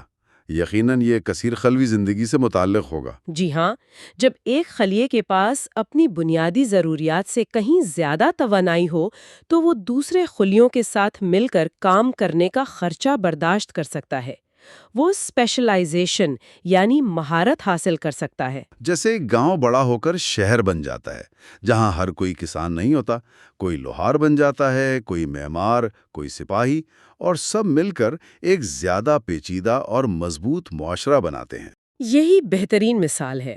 کچھ خلیوں نے مل کر ڈھانچہ بنایا یعنی ٹیشوز، کچھ نے ہاضمے کا کام سنبھالا، کچھ نے حرکت کا اور کچھ نے مواصلات کا۔ اور اس طرح ٹیشوز سے اعضاء بنے، اور اعضاء سے پودوں اور جانوروں جیسے پیچیدہ کثیر خلی جاندار وجود میں آئے۔ یہ سب کچھ اس اضافی توانائی کے بغیر ناممکن تھا جو مائٹوکونڈریا نے فراہم کی۔ یہ سوچنا بھی عجیب ہے کہ ہمارے ہر خلیے کے اندر ان قدیم بیکٹیریا کی اولادیں رہ رہی ہیں۔ ہم دراصل ایک چلتی پھرتی کمیونٹی ہیں جو اربوں سال پرانے ایک معاہدے کی بنیاد پر قائم ہے۔ بالکل، ہم ایک فرد نہیں بلکہ اربوں خود مختار لیکن باہم منحصر جانداروں کا ایک مجموعہ ہے۔ تو آئیے اس سب کا خلاصہ کرتے ہیں۔ अरबों साल तक जिंदगी बैक्टीरिया की शक्ल में एक इर्तिकाई जाल में फंसी हुई थी। उनकी तवानाई पैदा करने की सलाहियत उनकी बैरूनी सतह तक महदूद थी, जिसने उनके साइज और पेचीदगी को रोके रखा। वो तेज कॉपियां बनाने के लिए खुद को मजीद सादा बना रहे थे। सही। फिर एक मौजिज़ाती वाकया पेश आया। एक खलीए ने दूसरे को निगला और उसे हजम करने के बजाय अपना हिस्सा बना लिया। इस अंदरूनी मुहाइबे ने माइटोकॉन्ड्रिया को हमारे खिलियों का पावर हाउस बना दिया, तवानाई की रुकावट को हमेशा के लिए ख़त्म कर दिया और बड़े साइज, शिकार और कसीर खलवी जिंदगी जैसे इनकलाबात के लिए दरवाजे खोल दिए। और आखिर में सुनने वालों के लिए एक गहरा ख्याल छोड़ते हैं। जैसा कि आपने पहले इशारा किया था, ये शराकतदारी जिसने पेचीदा जिंदगी को मुमकिन बनाया, हमेशा पुरअमन नहीं होती। जी। खलिए के न्यूक्लियस और उसके अंदर मौजूद हजारों माइटोकॉन्ड्रिया के दरमियान एक मुस्तकिल कशमकश और तनाज़ा मौजूद रहता है, जो कंट्रोल और वसाइल के लिए है। ये इस ख्याल को जन्म देता है कि जिंदगी की बुनियाद में सिर्फ ताउन ही नहीं, बल्कि एक अंदरूनी तनाज़ा भी शामिल है, एक ऐसी जद्दोजहद जो आज भी हमारे हर खलिए के अंदर जारी है। ये वाकई सोचने पर मजबूर करने वाली बात है। अगले हिस्से में हम दरियाफ्त करेंगे तो जिस्मानी साइज और मेटाबॉलिज्म पावर लॉज की पैरवी कैसे करते हैं। अरबों साल तक जमीन पर जिंदगी, आप कह सकते हैं कि एक ही जगह फंसी हुई थी। जी बिल्कुल। छोटी थी, सादा थी और इसमें कोई खास तब्दीली नहीं आ रही थी, बस बैक्टीरिया की एक ना खत्म होने वाली सल्तनत। फिर अचानक तकरीबन 2 अरब साल पहले कुछ ऐसा हुआ जिसने हर चीज बदल दी। जिंदगी ने जैसे एक नया गियर लगाया और अचानक बड़ी और पेचीदा होना शुरू हो गई। और यही हयातियाती तारीख का सबसे बड़ा मुअम्मा और शायद सबसे बड़ी कामयाबी भी है। आज हम इसी धमाके की कहानी जानेंगे और ये समझेंगे कि हमारे खुलियों में छुपे एक कदीम मेहमान ने ये सब कैसे मुमकिन बनाया। ये सवाल कि जिंदगी एक सादा दायरे से निकलकर पेचीदगी की सीढ़ियां कैसे चढ़ गई, इसका जवाब तवानाई के इंतजाम में छुपा है, और इस पूरे निजाम का मास्टरमाइंड माइटोकॉन्ड्रिया है। और इसी मौजू पर हम निक लेन की किताब पावर, सेक्स, सुसाइड की रोशनी में बात कर रहे हैं। आज का मौजू है पावर लॉज, साइज और बढ़ती हुई पेचीदगी का सफर। बिल्कुल। तो हमारा मकसद ये समझना है कि वो कौन से बुनियादी तबई उसूल हैं जिन्होंने जिंदगी को बड़ा होने की इजाजत दी और उसमें हमारे इन नन्हे पावर हाउसेस का क्या किरदार था। जी, और ये समझना बहुत जरूरी है कि इर्तिका का कोई पहले से तयशुदा मंसूबा नहीं था कि जिंदगी को लाजमी तौर पर पेचीदा होना है। अच्छा। ये सिर्फ हालात और तवानाई की दस्तयाबी का खेल था। जैसे ही तवानाई की रुकावटें दूर हुईं, पेचीदगी के दरवाजे खुद ब खुद खुल गए। ठीक है, तो इस कहानी को शुरू से शुरू करते हैं। और इसकी शुरुआत एक बहुत ही अजीब बल्कि हैरानकुन मुशाहिदे से होती है। चूहे और हाथी के मेटाबॉलिज्म का फर्क। बिल्कुल। आप सोचेंगे कि हाथी इतना बड़ा है तो उसका हर खुलिया बहुत ज्यादा तवानाई इस्तेमाल करता होगा, लेकिन हकीकत उसके बिल्कुल उलट है ना? ये वाकई हयातियात की एक सबसे गैर मुतवक्का हकीकत है। अगर हम वजन के लिहाज से देखें, यानी ग्राम फी ग्राम, तो एक चूहे का मेटाबॉलिक रेट, मतलब तवानाई जलाने की रफ्तार, जी, वो हम इंसानों से तकरीबन 20 गुना और एक हाथी से 30 गुना ज्यादा तेज होती है। 20 गुना? जी, चूहे का दिल 1 मिनट में 500 बार धड़कता है, जबकि हमारा सिर्फ 70 बार। वो एक जिंदा भट्टी की तरह है। ये तो दिमाग घुमा देता है। तो इसका मतलब है कि कुदरत का एक बुनियादी उसूल है, जितना बड़ा जानदार उतना ही वो तवानाई के मामले में किफायतशार होता है। बिल्कुल। उसके हर पुर्जे यानी हर खलिए को कम तवानाई की जरूरत होती है। अगर ऐसा ना होता तो क्या होता? अगर ऐसा ना होता तो बड़े जानवर मुमकिन ही ना होते। एक हाथी अगर चूहे की मेटाबॉलिक शरह पर चलता तो वो अपने ही जिस्म की गर्मी से जलकर राख हो जाता। यानी उसे जिंदा रहने के लिए दिन रात खाना पड़ता। जी, जो कि नामुमकिन है। तो कुदरत ने बड़े जानदारों के लिए तवानाई का बजट कंट्रोल करने का एक निज़ाम बनाया है, और यही वो बुनियादी पहेली थी जिसने साइंसदानों का सर 100 साल से ज्यादा अरसे तक खाए रखा कि भाई आखिर ये चक्कर क्या है। और फिर पता चला कि ये कोई बेतरतीब चीज नहीं है, बल्कि इसके पीछे बाकायदा एक रियाजी का कानून काम कर रहा है, जिसे 3/4 पावर का कानून कहा जाता है। नाम थोड़ा टेक्निकल लगता है, लेकिन इसका आइडिया बहुत दिलचस्प है। ये हयातियात के चंद सबसे ताकतवर और आलमगीर उसूलों में से एक है। इसे मैक्स क्लेवर ने 1930 की दहाई में दरियाफ्त किया था। अच्छा, इस कानून का सादा मतलब ये है कि जब किसी जानवर का वजन बढ़ता है तो उसकी तवानाई की जरूरत उसी तनासुब से नहीं बढ़ती। मतलब सीधा सीधा हिसाब नहीं है। नहीं, ये एक खास शरह से बढ़ती है जिसे हम वजन की 3/4 पावर कहते हैं। एक मिनट, आपने कहा आलमगीर उसूल। हयातियात में तो हर उसूल की कोई ना कोई एक्सेप्शन होती है। क्या ये वाकई इतना आलमगीर है?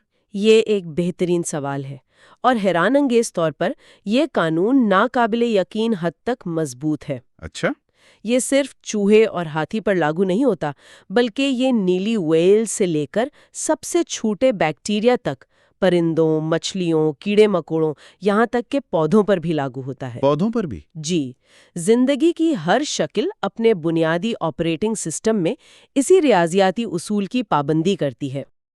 तो इसका मतलब ये हुआ कि ये सिर्फ हिसाब किताब नहीं है, ये उसूल बता रहा है कि एक हाथी का दिल एक चूहे के मुकाबले में इतना सुस्त क्यों धड़कता है, वो इतनी लंबी जिंदगी क्यों जी पाता है, और इसे अपने वजन के लिहाज से इतनी कम खुराक की जरूरत क्यों पड़ती है। सब कुछ इसी एक रियाजी के कानून में छुपा हुआ है। ये तो कमाल है। बिल्कुल, इसी को क्वार्टर पावर स्केलिंग कहते हैं, क्योंकि अगर मेटाबॉलिज्म 3/4 पावर पर चल रहा है तो जिंदगी की बाकी चीजें जैसे उम्र और दिल की धड़कन वो 1/4 पावर के उसूलों पर चलती हैं। बड़े जानवरों का दिल सुस्त धड़कता है और वो ज्यादा जीते हैं, जबकि छोटे जानवरों का दिल तेज धड़कता है और वो कम जीते हैं। लेकिन दिलचस्प बात यह है कि ज्यादातर ममेलिया जानवर अपनी जिंदगी में तकरीबन 1 अरब बार दिल धड़कने के बाद मर जाते हैं। ये वाकई हैरानकुन है कि जिंदगी, चाहे वो बैक्टीरिया हो या नीली व्हेल, एक ही रियाजियाती उसूल पर चल रही है। लेकिन ये हजम करना मुश्किल है कि ये महज एक इत्तेफाक है। इसके पीछे कोई गहरी तबई वजह होनी चाहिए, कोई डिजाइन का उसूल जो ये सब कंट्रोल कर रहा हो।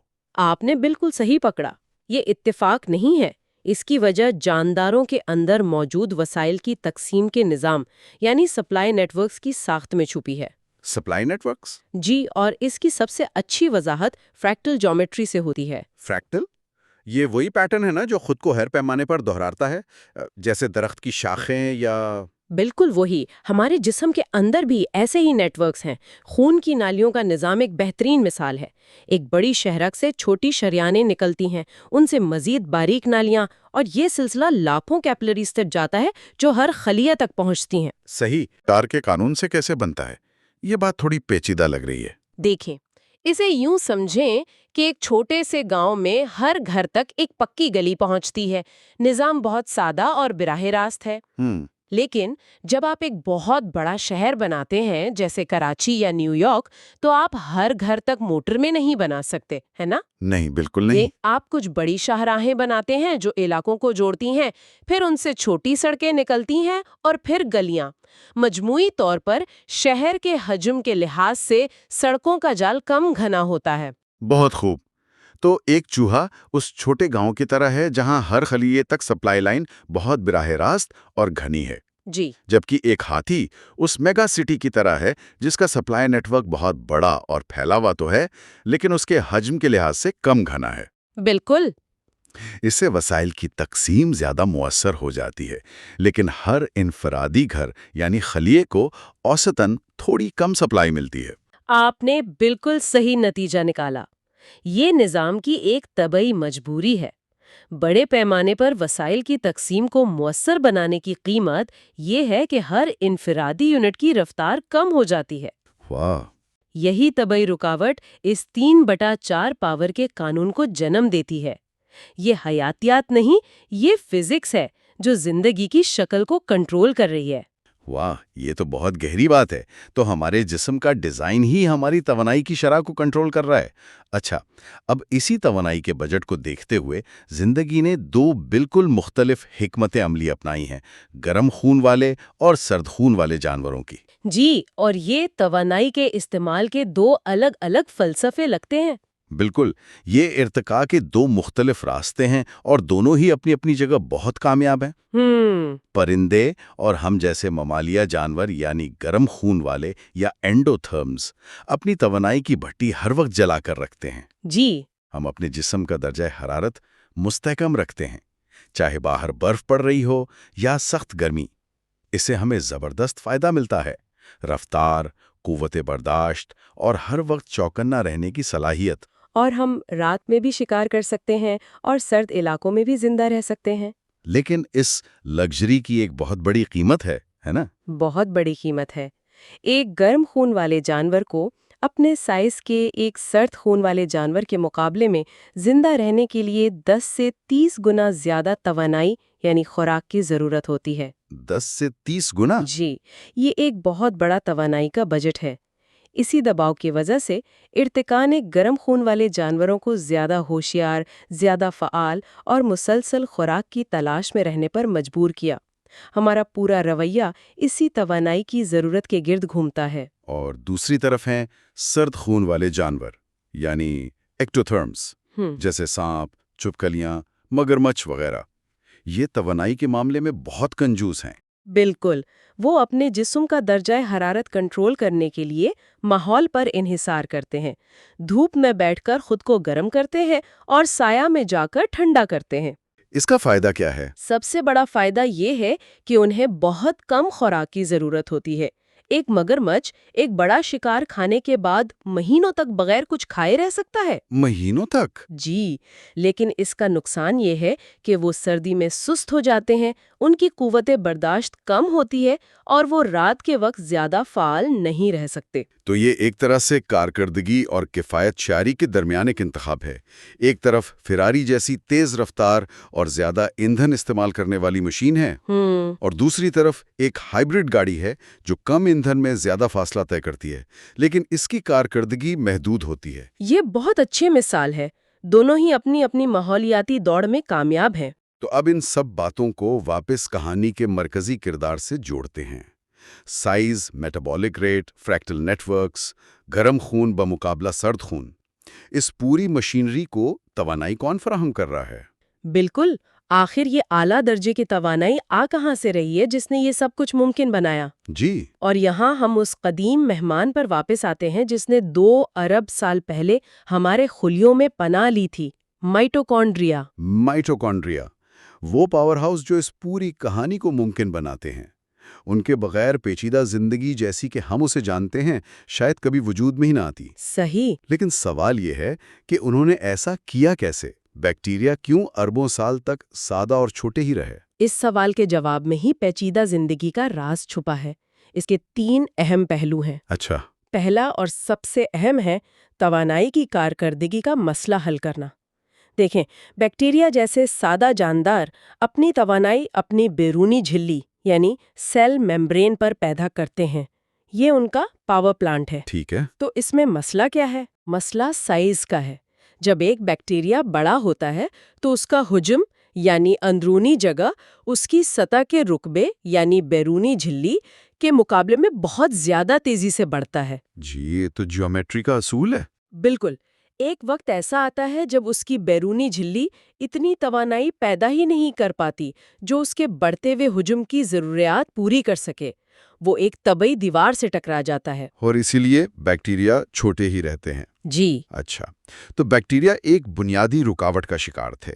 ان کا پاور پلانٹ فیکٹری کے باہر لگا تھا، اور جیسے جیسے فیکٹری بڑی ہوتی گئی پاور پلانٹ اس کی ضروریات پوری نہیں کر پایا۔ تو پھر ہمارے جیسے یوکیریوٹک خلیوں نے اس مسئلے کو کیسے حل کیا؟ انہوں نے ایک انقلابی کام کیا۔ انہوں نے پاور پلانٹس کو فیکٹری کے اندر ہی رکھ لیا۔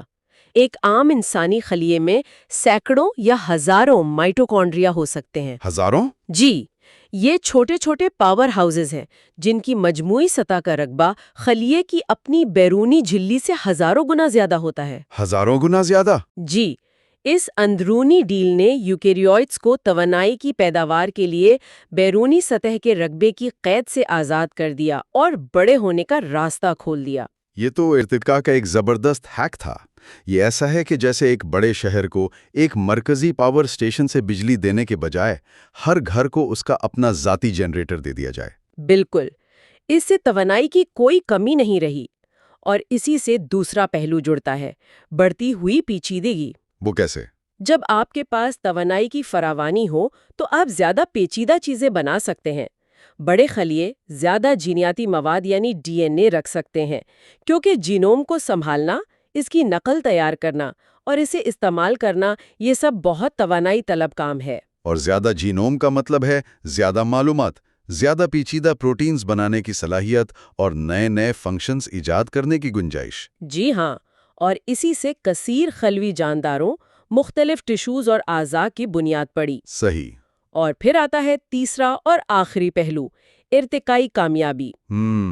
مائٹوکونڈریا سے ملنے والی اس بے پناہ توانائی نے یوکیریوٹس کو ایک ایسا طرز زندگی اپنانے کا موقع دیا جو بیکٹیریا کے لیے ناممکن تھا، شکاری بننے کا۔ شکار کرنا یہ اتنا اہم کیوں تھا؟ کیونکہ یہ ایک فعال طرز زندگی ہے۔ بیکٹیریا زیادہ تر غیر فعال ہوتے ہیں، وہ بس اپنے ماحول میں موجود کیمیکلز کو جذب کرتے ہیں، لیکن ابتدائی یوکیریوٹس دوسرے جانداروں کا پیچھا کر سکتے تھے، انہیں نگل سکتے تھے۔ اچھا۔ یہ ایک بہت بڑا ارتقائی قدم تھا۔ اس شکاری طرز زندگی نے ایک ارتقائی دوڑ شروع کر دی۔ شکاری بہتر ہوئے تو شکار نے بھی بچنے کے نئے طریقے ایجاد کیے، اور اسی دوڑ نے زندگی کے اس حیرت انگیز تنوع کو جنم دیا جو ہم آج دیکھتے ہیں۔ بالکل۔ تو اگر ہم آج کی گفتگو کا خلاصہ کریں، ہم نے یہ سمجھا کہ تمام جاندار، چھوٹے ہوں یا بڑے، توانائی کے استعمال کے ایک بنیادی ریاضیاتی قانون کی پابندی کرتے ہیں، یعنی 3/4 پاور کا قانون۔ جی، بڑے جانور اپنے ہر خلیے میں کم توانائی استعمال کرتے ہیں، اور اس قانون کی وجہ ان کے جسم کے اندر موجود فریکٹل سپلائی نیٹ ورکس کا ڈیزائن ہے، جو بڑے سائز پر کم گھنے ہو جاتے ہیں، بالکل ایک بڑے شہر کی سڑکوں کی طرح۔ اور اس پوری کہانی کا ہیرو مائٹوکونڈریا ہے، جس نے تقریباً 2 ارب سال پہلے ہمارے آباؤں اجداد کے خلیوں کے ساتھ شراکت داری کی۔ جی، اس نے توانائی کی وہ رکاوٹ توڑ دی جس نے بیکٹیریا کو قید کر رکھا تھا، اور اس نے بڑے سائز، پیچیدگی اور بالآخر ہم جیسے ذہین جانداروں کے لیے راستہ ہموار کیا۔ بالکل۔ یہ سوچنا ہی دماغ کو گھما دیتا ہے کہ ہماری ہر کامیابی، ہمارا دماغ، ہماری تہذیب، اس سب کی بنیاد تقریباً 2 ارب سال پہلے ہونے والی ایک شراکت داری پر ہے۔ ہم اصل میں چلتے پھرتے ایک قدیم معاہدے کا نتیجہ ہے۔ لیکن ہر معاہدے کی کچھ شرطیں اور کچھ قیمت ہوتی ہے۔ بڑے سائز اور پیچیدگی کے ساتھ کچھ بہت بڑے نقصانات بھی آئے۔ اچھا؟ یہ نقصانات مائٹوکونڈریا اور میزبان خلیے کے درمیان ایک اندرونی تصادم سے پیدا ہوئے۔ مائٹوکونڈریا جو کبھی آزاد بیکٹیریا تھے، آج بھی اپنے کچھ جینز اور اپنی ایک الگ شناخت رکھتے ہیں۔ یہ تصادم کیا تھے اور زندگی نے ان سے نپٹنے کے لیے کیا قیمت چکائی؟ یہ ایک گہرا سوال ہے جس پر غور کرنا چاہیے۔ اور یہی وہ سوال ہے جسے ہم اپنے اگلے اور آخری حصے میں اٹھائیں گے۔ ہم جنس، بڑھاپے اور موت پر بات کریں گے، اور یہ دیکھیں گے کہ مائٹوکونڈریا جس نے پیچیدہ زندگی کو جنم دیا، وہی زندگی کے اختتام کو کیسے کنٹرول کرتا ہے۔ ہم کیوں بوڑھے ہوتے ہیں؟ موت کیا ہے؟ اور زندگی میں یہ نر اور مادہ کا وجود کیوں ضروری ہے؟ یہ ایسے سوالات ہیں جو صدیوں سے شاعروں، فلسفیوں اور سائنسدانوں کو پریشان کرتے آئے ہیں۔ لگتا ہے کہ ان کے جواب بہت گہرے اور پیچیدہ ہوں گے، لیکن کیا ہو اگر میں کہوں کہ ان سب کے جواب ہمارے اپنے جسم کے اندر، ہمارے ہر خلیے میں موجود ننھے منھے پاور پلانٹس میں چھپے ہیں۔ یہ بات سننے میں جتنی عجیب لگتی ہے اتنی ہی سچ ہے۔ آج ہم نک لین کی کتاب پاور، سیکس، سوسائڈ کے آخری اور شاید سب سے دلچسپ حصے پر بات کر رہے ہیں۔ ہم یہ دیکھیں گے کہ مائٹوکونڈریا جو ہمارے خلیات کو توانائی دیتے ہیں، وہ صرف بیٹریوں کی طرح کام نہیں کرتے، بلکہ وہ زندگی اور موت کے سب سے بڑے فیصلوں میں جج، جوری اور جلاد سب کا کردار ادا کرتے ہیں۔ اچھا، تو آج کا ہمارا مشن یہ سمجھنا ہے کہ ایک خلیے کا خود کو قربان کرنے کا فیصلہ، زندگی کو آگے بڑھانے کے لیے 2 جنسوں کا ارتقاء، اور آخر میں وقت کے ساتھ ہمارے جسم کا کمزور پڑنا، یہ سب کہانیاں ایک ہی دھاگے سے کیسے جڑی ہیں؟ اور وہ دھاگا ہے مائٹوکونڈریا۔ تو آئیے اس گتھی کو سلجھاتے ہیں۔ اور یہ واقعی ایک ایسی گتھی ہے جس کا ہر سرا ایک نئے راز کی طرف لے جاتا ہے۔ شروعات کرتے ہیں زندگی کے سب سے بڑے تضاد سے۔ زندہ رہنے کے لیے مرنا کیوں ضروری ہے؟ قتل یا خودکشی، یہ تو کسی جاسوسی ناول کا عنوان لگتا ہے۔ ہم یہاں بات کر رہے ہیں اپوپٹوسس کی، جسے پروگرامڈ سیل ڈیتھ بھی کہتے ہیں۔ مجھے ہمیشہ لگتا تھا کہ خلیے کا مرنا کوئی خرابی یا بیماری کی علامت ہے، لیکن کتاب کہتی ہے کہ یہ ایک صحت مند اور ضروری عمل ہے۔ یہ کیسے ہو سکتا ہے؟ اسے اس طرح سوچیں کہ ہمارا جسم خربوں خلیات کی ایک منظم سوسائٹی ہے۔ ٹھیک ہے، اس سوسائٹی کے چلنے کے لیے کچھ قوانین کا ہونا ضروری ہے۔ اپوپٹوسس انہی قوانین میں سے ایک ہے۔ یہ خلیات کا ایک طریقہ ہے کہ جب وہ پرانے ہو جائیں، خراب ہو جائیں یا ان کی مزید ضرورت نہ رہے تو وہ پورے جسم کی بھلائی کے لیے خود کو قربان کر دیں۔ اچھا، مثال کے طور پر جب بچہ ماں کے پیٹ میں بن رہا ہوتا ہے تو اس کے ہاتھوں اور پیروں کی انگلیاں جڑی ہوتی ہیں۔ ان کے بیچ کے خلیے اسی اپوپٹوسس کے عمل کے ذریعے ختم ہوتے ہیں تاکہ انگلیاں الگ ہو سکیں۔ واہ! تو یہ ایک بہت ہی خوبصورت اور منظم عمل ہے۔ یعنی یہ خلیے کی خودکشی ہے، قتل نہیں۔ لیکن اس فیصلے کو نافذ کون کرتا ہے؟ خلیے کے اندر وہ کون ہے جو موت کا بٹن دباتا ہے؟ اور یہیں پر مائٹوکونڈریا کا حیران کن کردار سامنے آتا ہے۔ جب ایک خلیے کو مرنے کا سگنل ملتا ہے تو مائٹوکونڈریا، جو اب تک اسے توانائی دے کر زندہ رکھے ہوئے تھے، اپنا کردار بدل لیتے ہیں۔ وہ ایک پروٹین خارج کرتے ہیں جس کا نام ہے سائٹوکروم سی۔ ایک منٹ، سائٹوکروم سی؟ یہ تو وہی پروٹین نہیں جو سانس لینے کے عمل یعنی ریسپریشن میں توانائی پیدا کرنے کے لیے کلیدی حیثیت رکھتا ہے؟ یہ تو زندگی دینے والا مالیکیول ہے۔ یہ موت کا پیغام کیسے بن گیا؟ بالکل، اور یہی اس نظام کی سب سے شاندار بات ہے۔ جب تک سائٹوکروم سی مائٹوکونڈریا کی اندرونی جھلی میں محفوظ ہے، یہ زندگی کا ضامن ہے، لیکن جیسے ہی یہ باہر سائٹوپلازم میں آتا ہے، یہ موت کا پروانہ بن جاتا ہے۔ اچھا، جیسے آپ کے گھر کا ایک وفادار گارڈ اچانک باغی ہو جائے؟ جی، اس کے باہر آتے ہی خلیے کے اندر سوئے ہوئے کچھ خاص انزائمز جنہیں کیسپیزز کہتے ہیں وہ جاگ اٹھتے ہیں۔ اور یہ کاسپیزز کیا کرتے ہیں؟ آپ انہیں خلیے کے جلاد سمجھ سکتی ہیں۔ ایک بار فعال ہونے کے بعد یہ پورے خلیے کو اندر سے ٹکڑے ٹکڑے کرنا شروع کر دیتے ہیں۔ وہ اس کے ڈی این اے کو کاٹتے ہیں، اس کے ڈھانچے کو توڑتے ہیں، اور یہ سب کچھ اتنی صفائی سے کرتے ہیں کہ آس پاس کے خلیات کو کوئی نقصان نہیں پہنچتا۔ اور پھر؟ آخر میں خلیے کی باقیات کو جسم کے صفائی کرنے والے خلیے آ کر کھا جاتے ہیں۔ یہ تو ناقابل یقین حد تک منظم ہے، ایک مکمل ریسائکلنگ کا نظام۔ لیکن اگر ہمارے جسم میں خلیوں کو ختم کرنے کا اتنا بہترین اور فول پروف نظام موجود ہے تو پھر کینسر جیسی بیماری کیسے پیدا ہو جاتی ہے؟ کینسر تو مطلب خلیات کی لاپانیتی ہی کا دوسرا نام ہے۔ آپ نے بالکل صحیح پکڑا۔ کینسر اسی نظام کی ناکامی کا نتیجہ ہے۔ جب کسی خلیے کے جینز میں ایسی تبدیلیاں آتی ہیں کہ وہ اپوپٹوسس کے سگنلز کو نظر انداز کرنا سیکھ لیتا ہے تو وہ امر ہو جاتا ہے؟ جی، وہ موت کے حکم کو ماننے سے انکار کر دیتا ہے۔ وہ باغی بن کر بے قابو طریقے سے تقسیم ہونا شروع کر دیتا ہے، اپنے وجود کو پورے جسم کی بھلائی پر ترجیح دینے لگتا ہے۔ کتاب میں اس کے لیے ایک بہت دلچسپ اصطلاح استعمال ہوئی ہے، مشین میں بھوت۔ جی، یعنی یہ خلیات اپنی قدیم خود غرضانہ حالت میں واپس لوٹ جاتے ہیں جب وہ اربوں سال پہلے آزاد یک خلیاتی جاندار کے طور پر رہتے تھے اور ان کا واحد مقصد صرف اپنی تعداد بڑھانا ہوتا تھا۔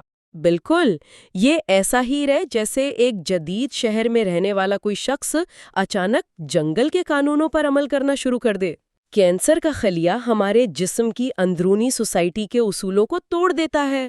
وہ وسیلے پر قبضہ کرتا ہے، اپنی کالونیاں بناتا ہے اور آخرکار پورے نظام کو تباہ کر دیتا ہے۔ تو اپوپٹوسس صرف ایک صفائی کا عمل نہیں ہے؟ نہیں، یہ ایک ارتقائی سزائے موت ہے جو اس بات کو یقینی بناتی ہے کہ خربوں خلیے ایک جسم کے طور پر مل کر کام کریں، نہ کہ خود غرض افراد کے ہجوم کی طرح۔ اس کے بغیر ہم جیسے پیچیدہ جانداروں کا وجود ہی ممکن نہ ہوتا۔ یہ واقعی حیران کن ہے کہ ایک پورے جاندار کو زندہ رکھنے کے لیے خلیات کی انفرادی موت اتنی ضروری ہے۔ لیکن یہ تو ایک جاندار کے اندر کی کہانی ہے۔ ایک نسل سے دوسری نسل تک زندگی منتقل کرنے کے لیے کیا حکمت عملی اپنائی گئی؟ اور یہاں پر زندگی کا سب سے بڑا معمہ سامنے آتا ہے۔ آخر دو جنسیں ہی کیوں ہیں؟ نل اور مادہ کا وجود کیوں ہے؟ اس سوال کا جواب بھی ہمیں واپس مائٹوکونڈریا کی طرف لے جاتا ہے۔ ہم جانتے ہیں کہ ہمارے خلیات کے مرکزے میں ہمارا ڈی این اے ہوتا ہے جو ہمیں آدھا ماں اور آدھا باپ سے ملتا ہے۔ صحیح۔ لیکن بہت کم لوگ یہ جانتے ہیں کہ مائٹوکونڈریا کا اپنا الگ چھوٹا سا ڈی این اے بھی ہوتا ہے۔ اور یہ مائٹوکونڈریل ڈی این اے ہمیں صرف اور صرف ہماری ماں سے ملتا ہے۔ کیا مطلب؟ اسے یونی پیرنٹل انہیریٹنس کہتے ہیں۔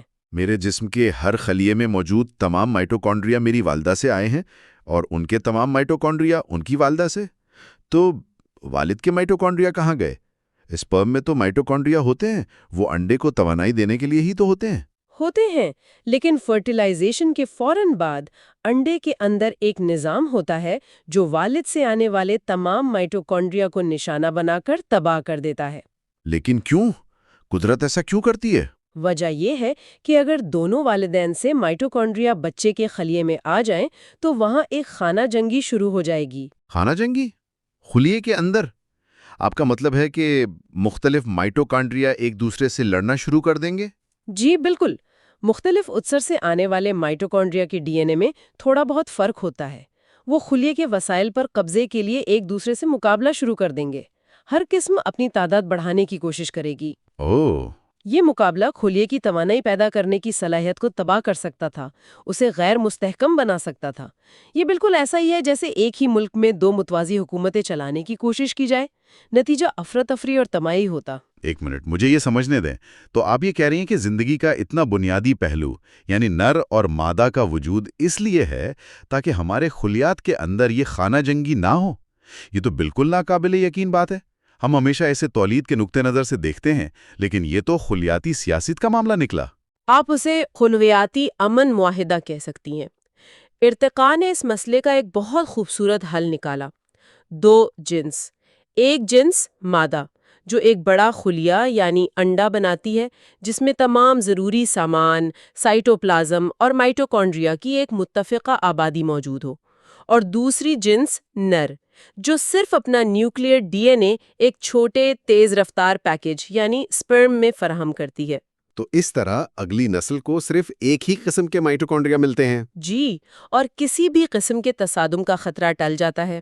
اور کتاب میں بوتل نیک کے تصور کا بھی ذکر ہے، اس کا اس سے کیا تعلق ہے؟ یہ اسی حکمت عملی کا دوسرا بہت اہم حصہ ہے۔ ماں سے بچے میں جو مائٹوکونڈریا منتقل ہوتے ہیں ان کی تعداد بہت کم ہوتی ہے۔ انڈے میں ہزاروں مائٹوکونڈریا ہو سکتے ہیں، لیکن اگلی نسل کی بنیاد صرف چند ہی رکھتے ہیں۔ اچھا۔ یہ بوتل نیک یا تنگ راستہ ایک فلٹر کا کام کرتا ہے۔ یہ یقینی بناتا ہے کہ صرف سب سے صحت مند اور بہترین مائٹوکونڈریا ہی آگے جائیں۔ یعنی ایک طرح کا کوالٹی کنٹرول؟ بالکل۔ اگر خراب یا کمزور مائٹوکونڈریا کی بڑی تعداد منتقل ہوتی رہے تو ہر نسل کے ساتھ خرابیاں جمع ہوتی جائیں گی اور نسل کا خاتمہ ہو جائے گا۔ یہ قدرت کا ایک بہترین طریقہ ہے۔ تو دو جنسوں کا وجود مائٹوکونڈریا اور نیوکلیئر جینوم کے درمیان ہم آہنگی کو یقینی بنانے کے لیے ایک ارتقائی حکمت عملی ہے۔ یہ واقعی ایک انقلابی سوچ ہے۔ اچھا، ہم نے خلیے کی موت اور نئی زندگی کی تخلیق کی بات کر لی، اب آخری اور شاید سب سے ذاتی موضوع کی طرف آتے ہیں، بڑھاپا۔ ہماری زندگی کی گھڑی آخر ٹک ٹک کیوں کرتی ہے؟ اور اس کا جواب بھی آپ نے صحیح اندازہ لگایا، مائٹوکونڈریا میں ہی چھپا ہے۔ اس حوالے سے سب سے مشہور نظریہ مائٹوکونڈریل تھیوری آف ایجنگ کہلاتا ہے۔ اس کا مرکزی خیال فری ریڈیکلز ہیں۔ فری ریڈیکلز، یہ نام تو وٹامنز اور سکن کیئر کی ہر کمرشل میں سنا ہے۔ کہا جاتا ہے کہ یہ ہمارے دشمن ہیں۔ یہ ہے کیا چیز؟ جب مائٹوکونڈریا آکسیجن کا استعمال کر کے ہمارے کھانے کو توانائی میں تبدیل کرتے ہیں تو یہ عمل 100% کامل نہیں ہوتا۔ اس فیکٹری سے کچھ دھواں بھی نکلتا ہے۔ یہ دھواں بہت زیادہ رد عمل کرنے والے آکسیجن کے مالیکیولز پر مشتمل ہوتا ہے جنہیں ہم فری ریڈیکلز کہتے ہیں۔ آوارہ گولیوں کی طرح؟ جی، جو خلیے کے اندر ہر چیز سے ٹکراتے ہیں، پروٹینز، خلیے کی جھلی اور سب سے اہم خود مائٹوکونڈریا کے اپنے ڈی این اے اور نیوکلیئر ڈی این اے کو نقصان پہنچاتے ہیں۔ تو یہ ایسا ہے جیسے میری کار کا انجن چلتا تو ہے لیکن اس سے نکلنے والا دھواں اور گرمی آہستہ آہستہ انجن کے پرزوں کو ہی خراب کر رہی ہے، اور وقت کے ساتھ ساتھ یہ نقصان اتنا بڑھ جاتا ہے کہ انجن جواب دے جاتا ہے۔ آپ نے بالکل صحیح تشبیہ دی۔ وقت کے ساتھ ساتھ یہ نقصان جمع ہوتا رہتا ہے جسے ہم آکسیڈیٹیو سٹریس کہتے ہیں، اور یہی بڑھاپے کی ظاہری علامات جیسے جھریوں سے لے کر اندرونی اعضاء کی کمزوری تک کی ایک بڑی وجہ بنتا ہے۔ صحیح۔ ایک سائنسدان ڈینم ہارمن نے یہ نظریہ پیش کیا تھا کہ جن جانداروں کا میٹابولک ریٹ یعنی توانائی خرچ کرنے کی رفتار تیز ہوتی ہے وہ زیادہ فری ریڈیکلز بناتے ہیں اور ان کی عمر کم ہوتی ہے۔ جیسے چوہے بہت تیزی سے جیتے ہیں اور جلدی مر جاتے ہیں۔ بالکل۔ لیکن یہاں ایک مسئلہ ہے، پرندوں کا کیا؟ ان کا دل تو ہم سے بہت تیز دھڑکتا ہے، ان کا میٹابولک ریٹ ممالیہ جانوروں سے کہیں زیادہ ہے، لیکن طوطے اور کبوتر اپنے سائز کے چوہے سے کئی گنا زیادہ جیتے ہیں۔ یہ تضاد کیوں؟ یہ ایک بہترین نکتہ ہے اور یہ ہمیں کہانی کی گہرائی میں لے جاتا ہے۔ بات صرف توانائی خرچ کرنے کی رفتار کی نہیں بلکہ اس عمل کی کارکردگی کی ہے۔ تحقیق سے پتہ چلا ہے کہ پرندوں کے مائٹوکونڈریا ہمارے مائٹوکونڈریا سے کہیں زیادہ کارآمد یا ایفیشنٹ ہوتے ہیں۔ اچھا۔ وہ توانائی پیدا کرنے کے دوران بہت کم فری ریڈیکلز لیک کرتے ہیں۔ ان کے انجنز ہائی پرفارمنس بھی ہیں اور وہ کیا کہتے ہیں کلین برننگ بھی۔ تو اصل بات یہ نہیں کہ آپ کتنی تیزی سے جی رہے ہیں، بلکہ یہ ہے کہ آپ کی توانائی کی فیکٹریاں کتنی صفائی سے کام کر رہی ہیں۔ جی بالکل۔ یہ تو بہت دلچسپ ہے۔ اس کا مطلب ہے کہ لمبی عمر کا راز میٹابولزم کو سست کرنے میں نہیں بلکہ مائٹوکونڈریا کو زیادہ کارآمد بنانے میں ہے۔ اچھا، تو پھر اینٹی آکسیڈنٹس کا کیا کردار ہے؟ ہمیں تو ہمیشہ بتایا جاتا ہے کہ پھل اور سبزیاں کھائیں کیونکہ ان میں موجود اینٹی آکسیڈنٹس ان فری ریڈیکلز کو صاف کرتے ہیں۔ منطقی طور پر تو ایسا ہی لگتا ہے اور وہ کسی حد تک کرتے بھی ہیں، لیکن یہاں بھی کہانی میں ایک اور موڑ ہے۔ بڑے پیمانے پر کی گئی تحقیق یہ بتاتی ہے کہ اینٹی آکسیڈنٹ سپلیمنٹس لینے سے عمر میں کوئی خاص اضافہ نہیں ہوتا بلکہ بعض اوقات نقصان بھی ہو سکتا ہے۔ یہ کیسے؟ اس کی ایک ممکنہ وجہ یہ ہے کہ فری ریڈیکل صرف برے نہیں ہوتے، وہ خلیے کے اندر اہم سگنلنگ مالیکیول کا کام بھی کرتے ہیں۔ جب تھوڑی مقدار میں فری ریڈیکلز بنتے ہیں تو وہ خلیے کو خبردار کرتے ہیں کہ خطرے کے لیے تیار ہو جاؤ۔ اچھا۔ اس کے جواب میں خلیہ اپنے قدرتی دفاعی نظام کو اور مضبوط کر لیتا ہے۔ اگر آپ باہر سے بہت زیادہ اینٹی آکسیڈنٹس لے کر ان تمام سگنلز کو خاموش کر دیں تو آپ خلیے کے اپنے دفاعی نظام کو کمزور کر رہے ہوتے ہیں۔ تو اس سب کا خلاصہ کیا ہے؟ ہماری عمر محدود کیوں ہے؟ کیا یہ قدرت کی ڈیزائن میں کوئی خامی ہے جسے ہم ٹھیک کر سکتے ہیں؟ اسے خامی کے بجائے قدرت کا ایک سودا یا ارتقائی لین دین کہنا زیادہ مناسب ہوگا۔ ایک پیچیدہ، ذہین اور فعال زندگی گزارنے کے لیے ہمیں بے پناہ توانائی چاہیے۔